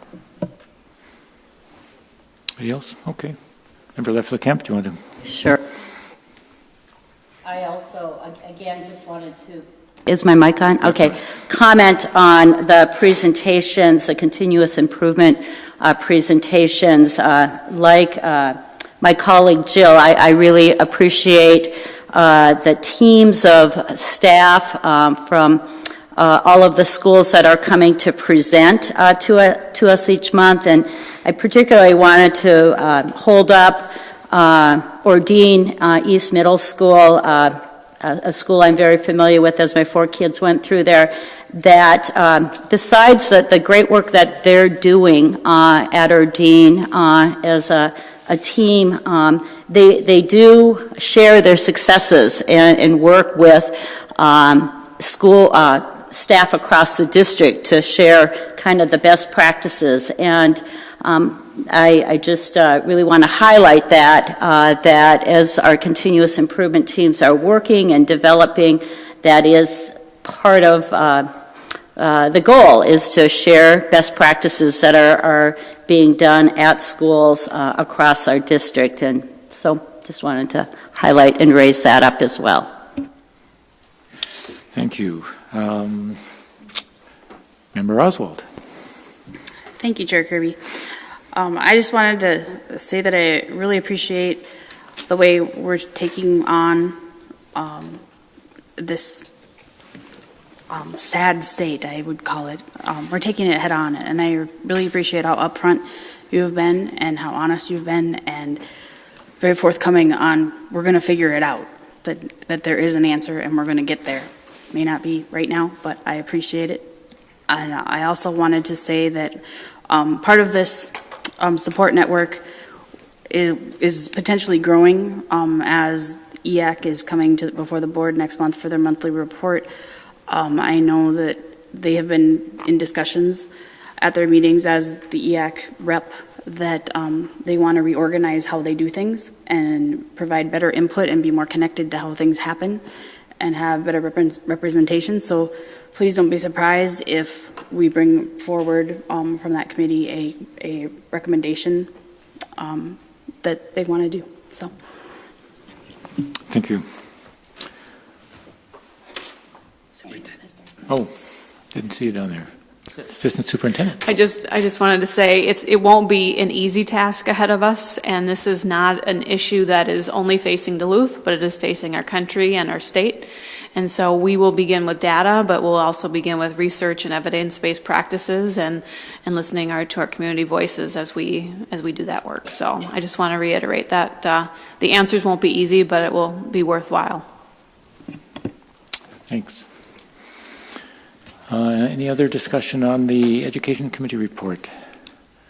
It's been moved and seconded to approve this report. No other discussion? All in favor say aye. Aye. Opposed? Then it passes unanimously. Thank you. Next we'll move on to HR Committee. Member Gorham. All right. Thank you, Chair Kirby. We will start with the Human Resources Committee report from last Monday. So first things first, as we always do, we reviewed the staffing report. Notable on this month's staffing report is that there are a total of 20 retirements on this report, with 16 of them being certified staff and 4 non-certified staff. So just recognizing that's a big step in life, and kudos to those folks who have retired, and thank you for your service. Moving on to action items. We discussed we're looking to approve a new pay rate. We're adding 2 positions to our pay rate sheet for just one for, let me catch my notes here, for hourly substitutes. Okay, and that position was for a driver's ed coordinator as well as retired community schools coordinator. That's the positions that were noted in the report, correct? Mr. Swirsky, Ms. Kinnear? Yeah. It's not an hourly substitute. It is for a retired community schools coordinator / our driver's ed coordinator position. The individual is proposing to go on a phased retirement through para, and we need to establish a rate if we're going to entertain that. And so that is to give him an hourly rate to do the driver's ed coordinator of our driver's ed program. Thank you. On to the next, and this is just informational for today. I believe we also discussed a wage increase for some of the hourly employees. We specifically were looking at 11 different positions, so that was discussed as well. And we will not be taking action this month, but will be a continued conversation moving forward. Anything further to be said about that, Chair Kirby, as we move forward today? No, it was listed as an informational item at the committee report. To hear it's an action item, but we can defer that until next month and discuss it at the committee meeting in May as well, and then vote on it in May if that's agreeable to everyone. I mean, I would make a motion, I guess, to definitely postpone that item. I don't think it's on. I think the only action item we have is the... Well, it was on here. Yeah. Oh. It came on, so it was added. That was the thing. So I would move to definitely postpone that until next board meeting in May. That item on the hourly substitute pay rate sheet. Member Oswald has been working on. So she'll second it. Thank you. Is there any discussion on that? Then all in favor of definitely postponing that item until May, say aye. Aye. Opposed? Then that passes. Did somebody say no? It was a late aye. Oh, okay. So it passes unanimously. Thank you. Go ahead. Thank you, Member Oswald and Mrs. Kinnear, for your work on that as we move forward. Thank you. Last item under action items would be we have a new contract to approve. We are looking at, let's see, approval of the collective bargaining agreement between ISD 709 and Duluth District-wide Instructional Administrators Association. And I understand that the bargaining unit approved this contract last Friday. Correct. Thank you. So just to kind of give a little bit of summary, this contract covers several different positions, but to kind of give you an idea of some of the positions that this contract covers, it's for Coordinator of Indian Education, Coordinator of Office of Integration and Educational Equity, Supervisor of Head Start, District Community Education Coordinator, Vocational Administrator, and several others that are listed in the contract towards the end. But I just wanted to kind of give a flavor of what kind of positions these were for. Some changes or updates that were made in the contract. The dates were updated certainly to reflect that this contract is covering between 2017 and 2020. Some language was deleted in Section 2.7 regarding probation and discipline. There was also an update to the definition of family. There was a second step added to the grievance procedure, and updated eligibility language for the healthcare savings plans, as well as an updated salary schedule. So, that being said, did I miss anything important in there? I kind of covered it. Good. And I will read the resolution for this contract. Right. So, resolved by the School Board of Independent School District Number 709, St. Louis County, Minnesota, that the collective bargaining agreement between ISD 709 and the Duluth District-wide Instructional Administrators Association, a summary of which has been provided electronically to all school boards, be approved and adopted for the period of August 1st, 2017 to July 31, 2020, inclusive, and that the chairperson and clerk of the school board are hereby authorized to execute said agreement on behalf of the school district. I move resolution HR 418-3536. Second. Moved by Member Gorham, seconded by Member Sandsted. Any discussion on this? Seeing none, all in favor of this resolution say aye. Aye. Opposed? Then this passes unanimously. And I move the Human Resources Committee report. Thank you. Is there a second to that? Second. Seconded by Member Loeffler-Kemp. Any discussion? Member Oswald? Item 1. One, okay. Anybody else? Okay, go ahead. Thank you. There was one more notable retiree that I wanted to say a special thanks to, and that's Principal Clay Norman at Laura MacArthur. He was with us short time, and I wish him all the best. Well, it's a resignation. Yes, I'm sorry. It's one of those things on our report that he's leaving. So, and so I want to wish him the best of luck. I also wanted to inquire if there's been any other updates in retirements that you think and what our final number might end up being. On the teachers right now, we're at 30 retirements. 5 of those have occurred throughout the year, but we're at 30. Okay, thank you. Thank you. Any other discussion? Seeing none, then, all in favor of approving the HR report, say aye. Aye. Opposed? This passes unanimously. Thank you. And next we have the Business Committee report. Member Trinka. Thank you. Once again, we had a very full Business Committee meeting. If you're ever interested, they're about 160 pages long. If anyone wants to take a look at those on a monthly basis. So I want to certainly thank the staff for all their hard work that they do on pulling that together for us monthly. We frequently have a lot of questions, and they handle it with grace. So we walked through the financial report. I think it's important to note that where we're kind of at in our budget process moving forward.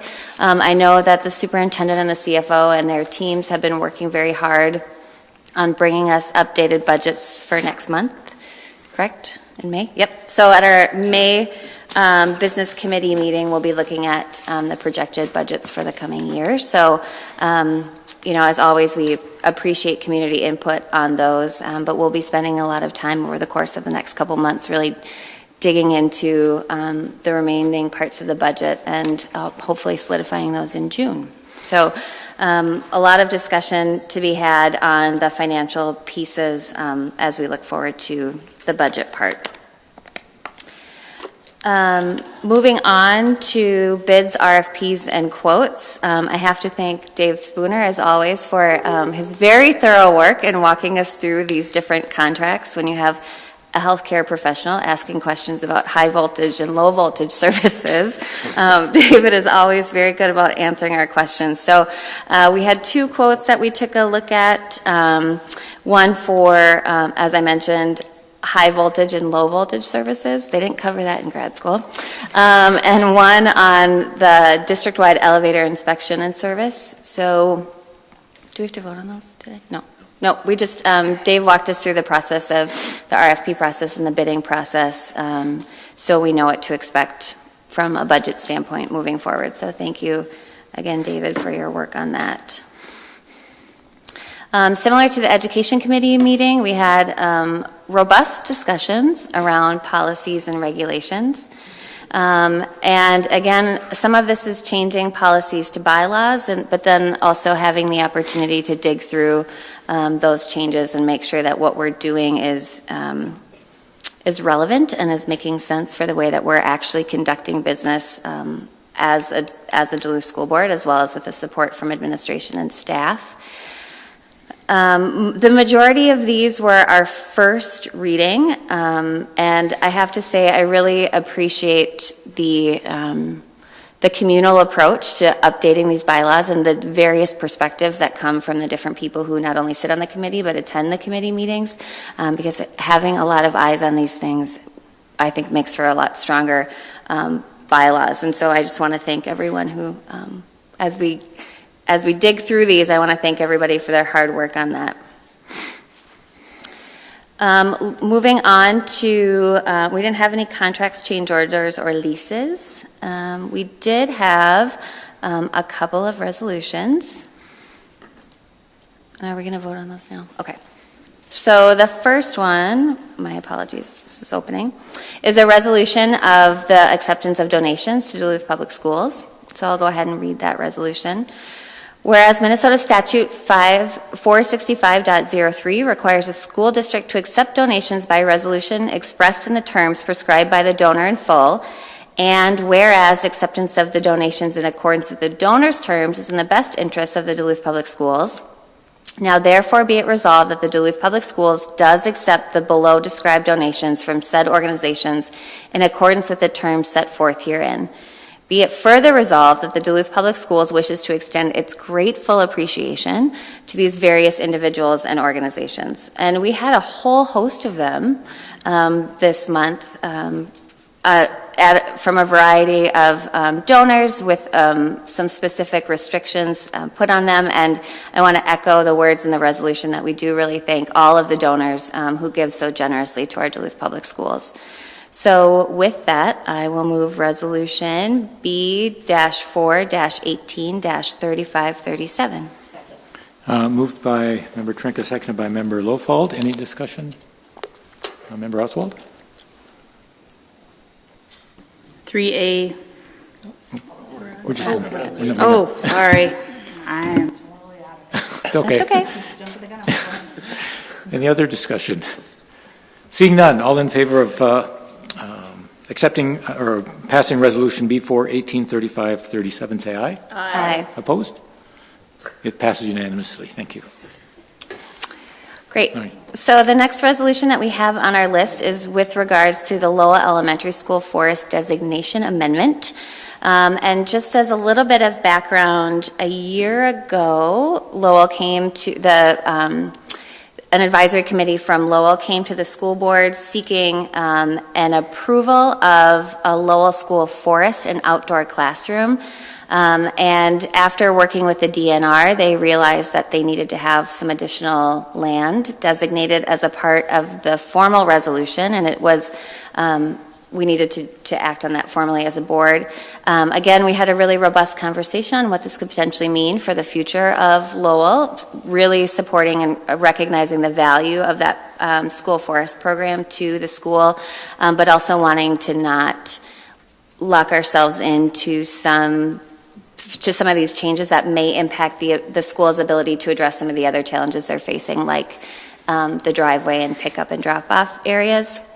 We heard back from the committee today, and it seemed like the concerns that were brought forth by committee members were resolved in the hard work that was done on the part of that committee. So I really want to thank them for all of their hard work. So knowing that, I will read Resolution B-4-18-3538. I would just read just the beginning. I'm not going to read all the lots. The whereases and the two therefores Yep, and all of. Yep, I won't give you guys all the lot sizes. Whereas the School Board of Independent School District 709 recognizes that a school forest would have a positive impact on students, teachers, parents, and the community, where students would learn a variety of subjects and have a place that enhances an appreciation of natural resources and heightens community pride and involvement. Whereas Lowell Elementary School students, parents, staff, and community members wish to begin the process of establishing the Lowell School Forest as depicted on Attachment A. Now, therefore, be it resolved that the School Board of Independent School Districts support the amendment of the Lowell School Forest and Outdoor Classroom. Be it further resolved that the Board of Independent School District 709 supports the amended enrollment of said school forest in the Minnesota DNR School Forest Program for educational purposes. Is there a second?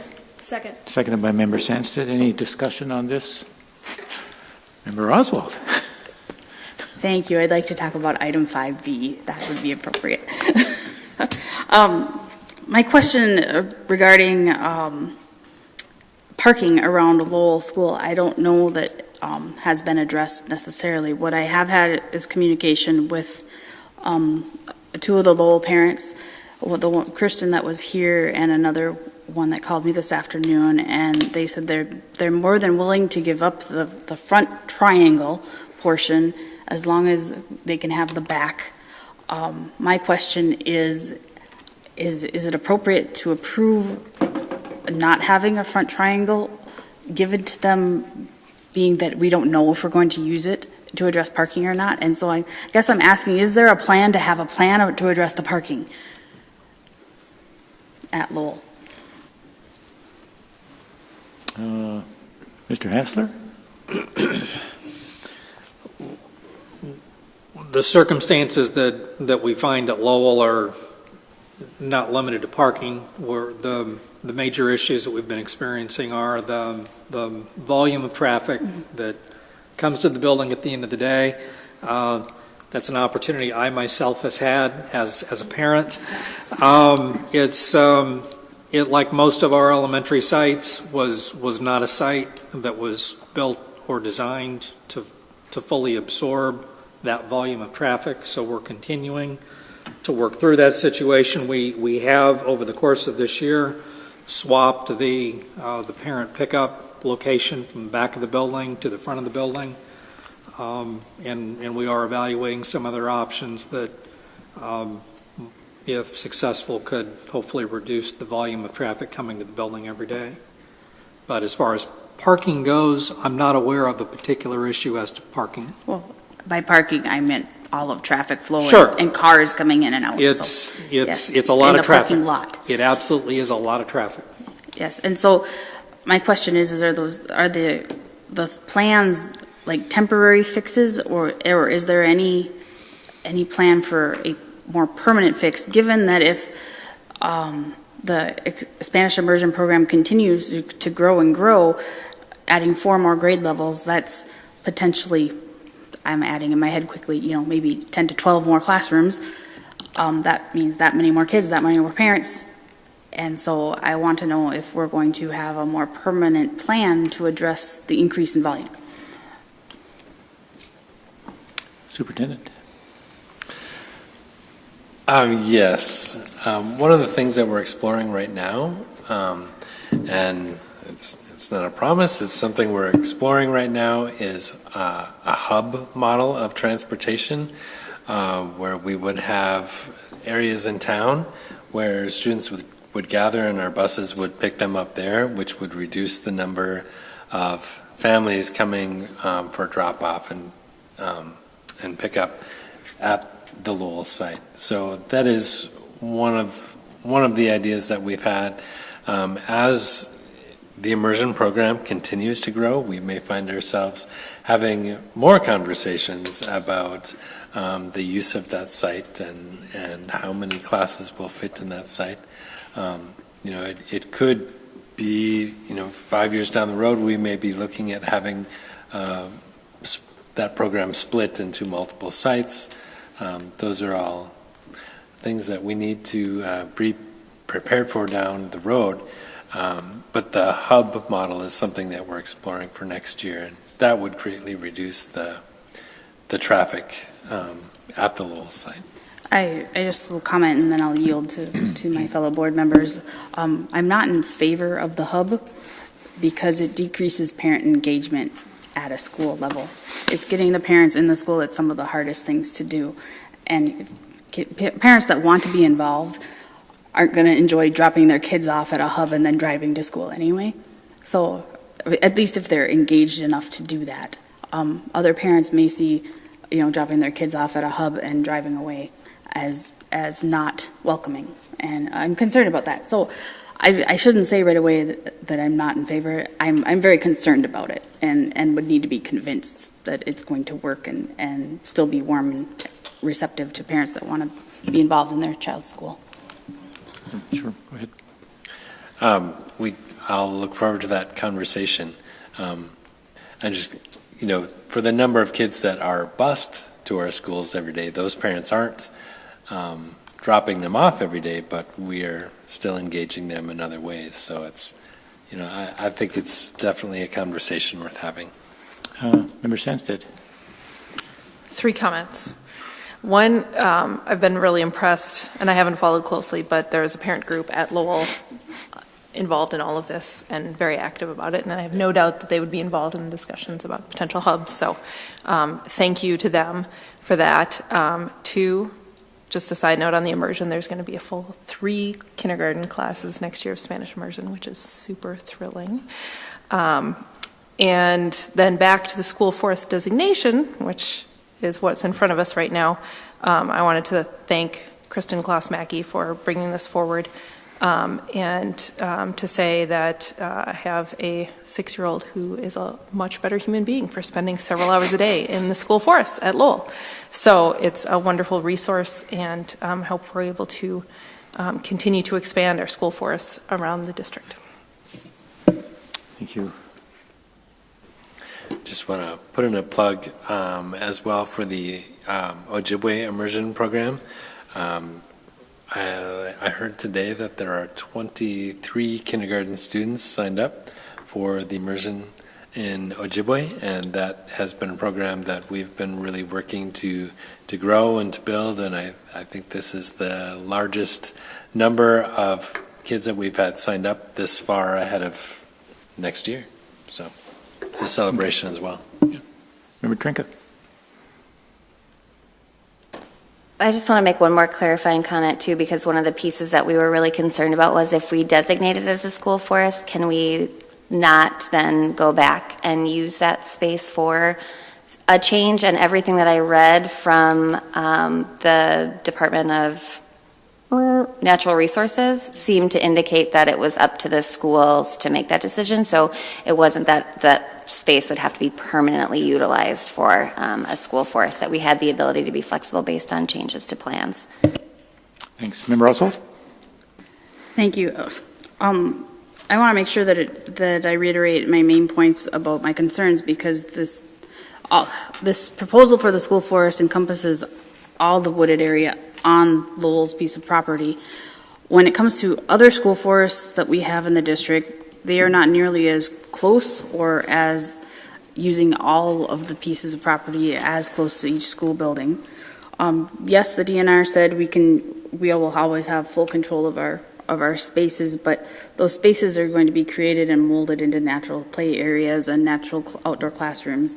And that's a lot of time and a lot of energy and a lot of parental investment. And I would have a hard time saying we have to take that away once it's started.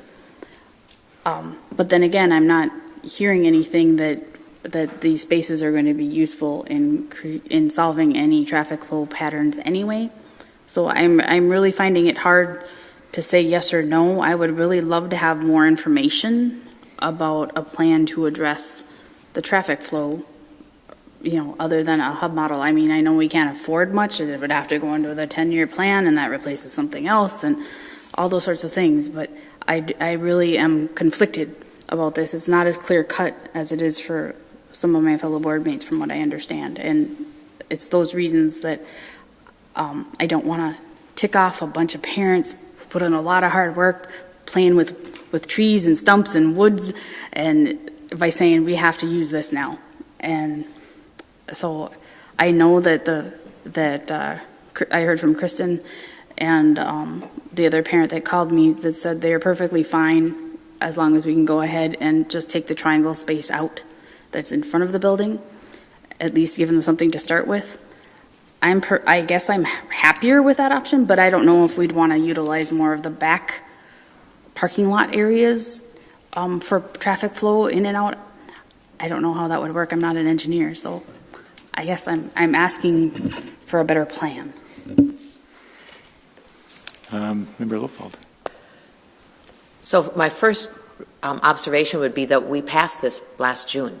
This is a resolution that's already on its way. All that we were given last week in our business meeting was just, there was some reconfiguration, I think, in probably the plot area number 10, kind of in number 6 area, was a little bit of a blurb where the actual designation on the map was just a little off in its measurements. Am I at least a little bit close there, Dave? Mm-hmm. And so we are just here tonight to reconfirm our commitment to Lowell's Forest School in the plot map where it's designated 9, 10, 7, and 6. That is where we already made the resolution. I'm going to say that, I think the board needs to go forward with the resolution and the little adaption of that plot number 10 in area 6. What is still a question for me is whether this resolution that we're going to pass tonight includes the red diagonal slip that has no number. Is the resolution in front of us tonight just reconfirming that with the Lowell Forest School, we are doing a slight modification and we are going with plots 9, 10, 7, and 6? I know they came to us last week to add that, to see if we would be interested in adding that last chunk of land. So I'd like some clarification on what the resolution before us is clarifying. Member Branson. On the resolution, on the page before, it does give a description that it's part of Block 11, and then there's that description right below that doesn't have a number that describes that piece of property. Starting at the northwest corner? Right. Yeah. I don't know if you had anything to add to that, Mr. Spooner? Mr. Spooner? That's correct. Thank you.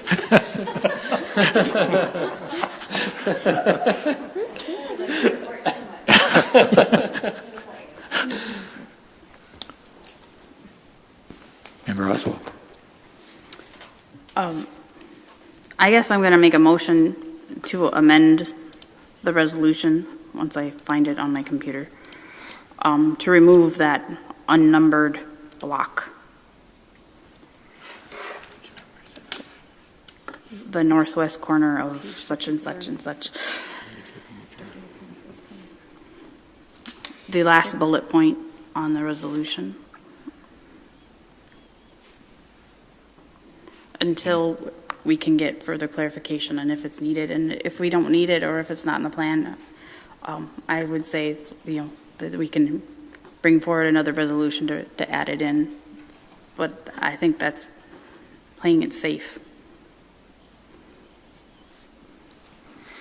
Do I have a second? Anyway. I'll second for the discussion. Okay. I'd like to hear from maybe Mr. Spooner too about what that plot. I also had conversation through email with the parents involved, and just I have not been able to look at anything from last June yet. I have not been to the Lowell site to look at that. I've not had much dialogue with our administration team. If our board thinks that it's good because you've got more background information than I do, I'd like to hear that, and then I probably would go for that added property, knowing that Member Trinka just told us that we can take that property back whenever we need it. Mr. Spooner, do you have I'm not real clear on what your question is, but if we designate it as a forest area, we still own and maintain the property just as if we had not designated it. By the designation, we're not giving up a right or giving up anything at all. We're not giving away any right to hire a design firm and build a parking lot. We just have to notify the DNR, and then it becomes removed. And I don't know. I imagine it would take a resolution to remove that, but that's what it would take. There's no public process or anything that can stand in our way to develop the property that's designated. Superintendent? I believe the reasoning that they shared with us at the meeting was that the wing of the building that is currently known as Barnes houses early childhood and will be home to some of our new immersion classrooms, and that it would be much closer for them to use that as a wooded space than for them to walk to the other side of the building. Whether that's really far or not for them, I'm not sure, but it was one of the reasons that they shared. Member Sandsted? I would also just address Member Oswald's concerns about the building of forest classrooms. That I think that's already been done to some extent in the areas of over by 9 and 10. And so I wouldn't expect that there's going to be a significant amount of extra work put into grooming these particular spaces. I think that part of the joy in this is that they are just forests that kids can play in without us having to change them. So I don't think you need to be concerned about parents investing hundreds of hours in upkeep in spaces that we may end up changing in the future. And so I have absolutely zero concern as a Lowell parent about designating this as a forest at this point, knowing that someday we may end up changing some of the landscaping on the property. Member Trinka?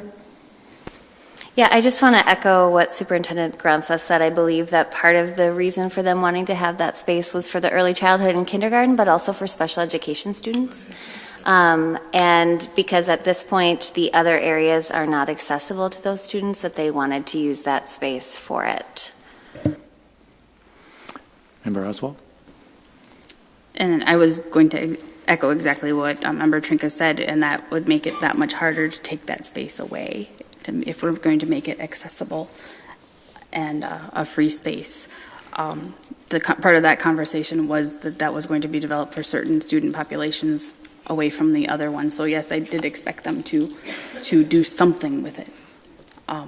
But you know, as long as the rest of the board agrees that, we can take away that space if we need it, despite what they put there, I'm willing to withdraw my motion. All right. So you do withdraw that motion? Yes. And the second agrees? She's withdrawing her motion? That's fine. I'll withdraw my second. All right. Any other discussion on the main resolution then? Seeing none, all in favor of passing Resolution B 4/1835-38, say aye. Aye. Opposed? It passes unanimously. Member Trinka. See, this is a great discussion we get to have at all of our meetings. I love it. I think it's great. Okay, moving through the rest of the business committee report, we had a couple of expenditure contracts and revenue contracts. I'll reiterate that at all of our business committee meetings now, we have updates on property sales, legislative platform, budget, and levy referendum updates. And so in terms of just brief updates, at this point, we don't have any movement on property sales. In terms of legislative platform updates, I want to echo what Superintendent Grunza said and thank Jackie for all of your efforts on monitoring the changes that are happening. It seems like every legislator in St. Paul has an education bill that they're sponsoring or co-sponsoring, which is a wonderful thing. The reconciliation part might get to be a little bit confusing, but I appreciate the ongoing monitoring of those. It allows us to advocate in different ways and be really succinct in our asks to our legislators, which is really important as they have about a month left in session.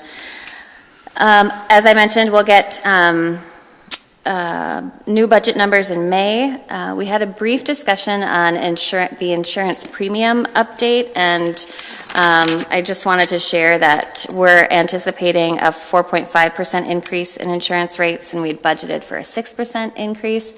As somebody who works in healthcare, a 4.5% increase is almost unheard of these days. I worked with an organization 2 weeks ago that had a 22% increase. So that's pretty significant. Now, it's not necessarily stagnant, and that's something that we should plan on as we look at budgets, because we know that insurance premiums are just going up. But I think that's an important update. And that's all we have for the budget committee.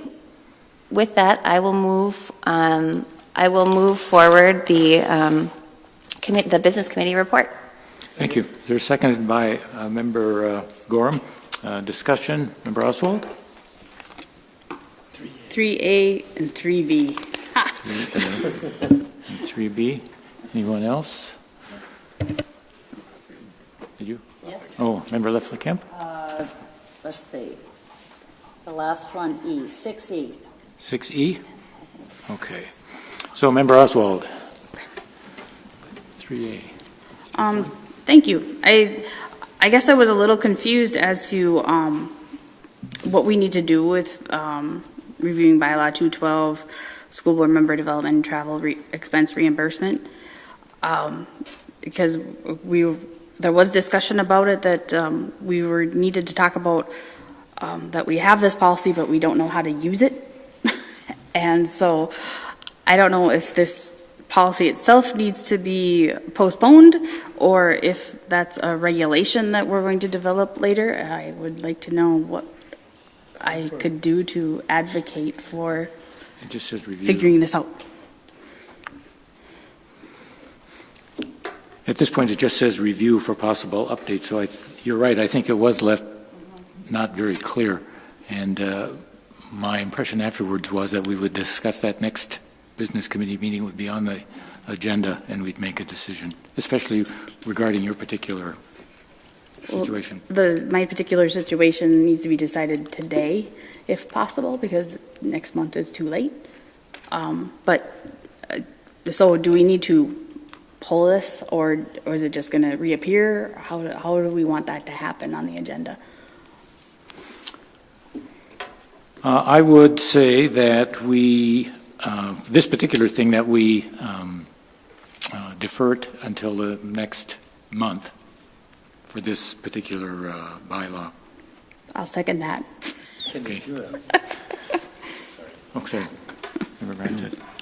Maybe, need a motion, though. maybe at the end of the meeting, there could be a motion to allow Member Oswald to go to that training that she'd like to go to. So,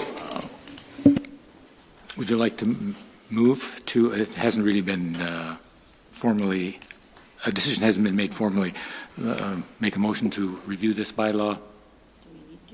Do we need to? Okay, if everybody agrees, that's fine. All right, go ahead. All right, 3B. You're on. 3B, I just wanted to mention for those people that may be watching, this is about our new policy 108, which is our new data request policy, and I wanted to make sure that people know that this policy itself does not include provisions if you're the subject of the data or need to access the data as part of your employment. As required by law, those policies will happen eventually somewhere in the future, but they're not contained in this data request policy itself. And I believe this policy is verbatim off of the model policy from the Department of Administration in Minnesota Department of Administration, MDA. Yes, and so if there are any concerns with it, I don't know what they are because I think it fully complies with the law. Thank you. Doug. Mr. Hassler, I couldn't see your light. I would just want to clarify, it is very close to verbatim, but there's some edits there to address kind of how the policy speaks in terms of, there's multiple references in the original as to you. We don't usually structure our policies to address a person.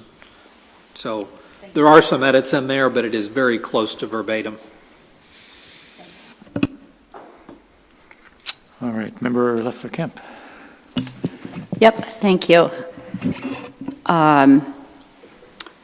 One of the pieces of the business committee that I always like to read thoroughly, I don't know why, I'm a geek for facilities and buildings, and so I just wanted to make a comment in the facilities report that Mr. Spooner, if you could share with the maintenance staff a huge thank you for the work they did doing our spring break. We've talked a lot about how hard our staff work in our district, and our maintenance folks often are behind the scenes, are unsung heroes, and do a lot of the real hard work. And I know during spring break they were doing kind of additional cleaning they can't do when our students and our staff are there. So just share from the board how much we appreciate that work that they do all year, and but especially during that time. Thank you. Seeing no other lights, no other discussion, all in favor of accepting the business committee report, say aye. Aye. Aye. Opposed? And that passes unanimously. Thank you. Next, we do have a special resolution. Member Sandsted. I move that we approve Member Oswald's request to attend the Invitation to Increase Engagement workshop. Second. It's been... It's the one you sent by the email. That's the one. Is that the one I sent or the one? No. That's what you sent. That's the one, Okay. yeah. All right, yep, that's So it's moved by Member Sandsted, seconded by Member Trinka. Any discussion on this? Do you want? That's all I know. Do we need to put a dollar amount on that? It wasn't very much, but... It's $90. Okay. All right. Any other discussion or any discussion? Seeing none, all in favor of approving this resolution to allow Member Oswald to register for and attend this meeting, say aye. Aye. Aye. Opposed? Abstain. It passes with one abstention, that being Member Oswald. All right. Any other business to come before the board? People have? Motion to adjourn. Second. Moved by Member Sandsted, seconded by Member Gorham. Oswald to on the left to adjourn. All in favor, say aye. Aye. Opposed? It passes unanimously. We are adjourned.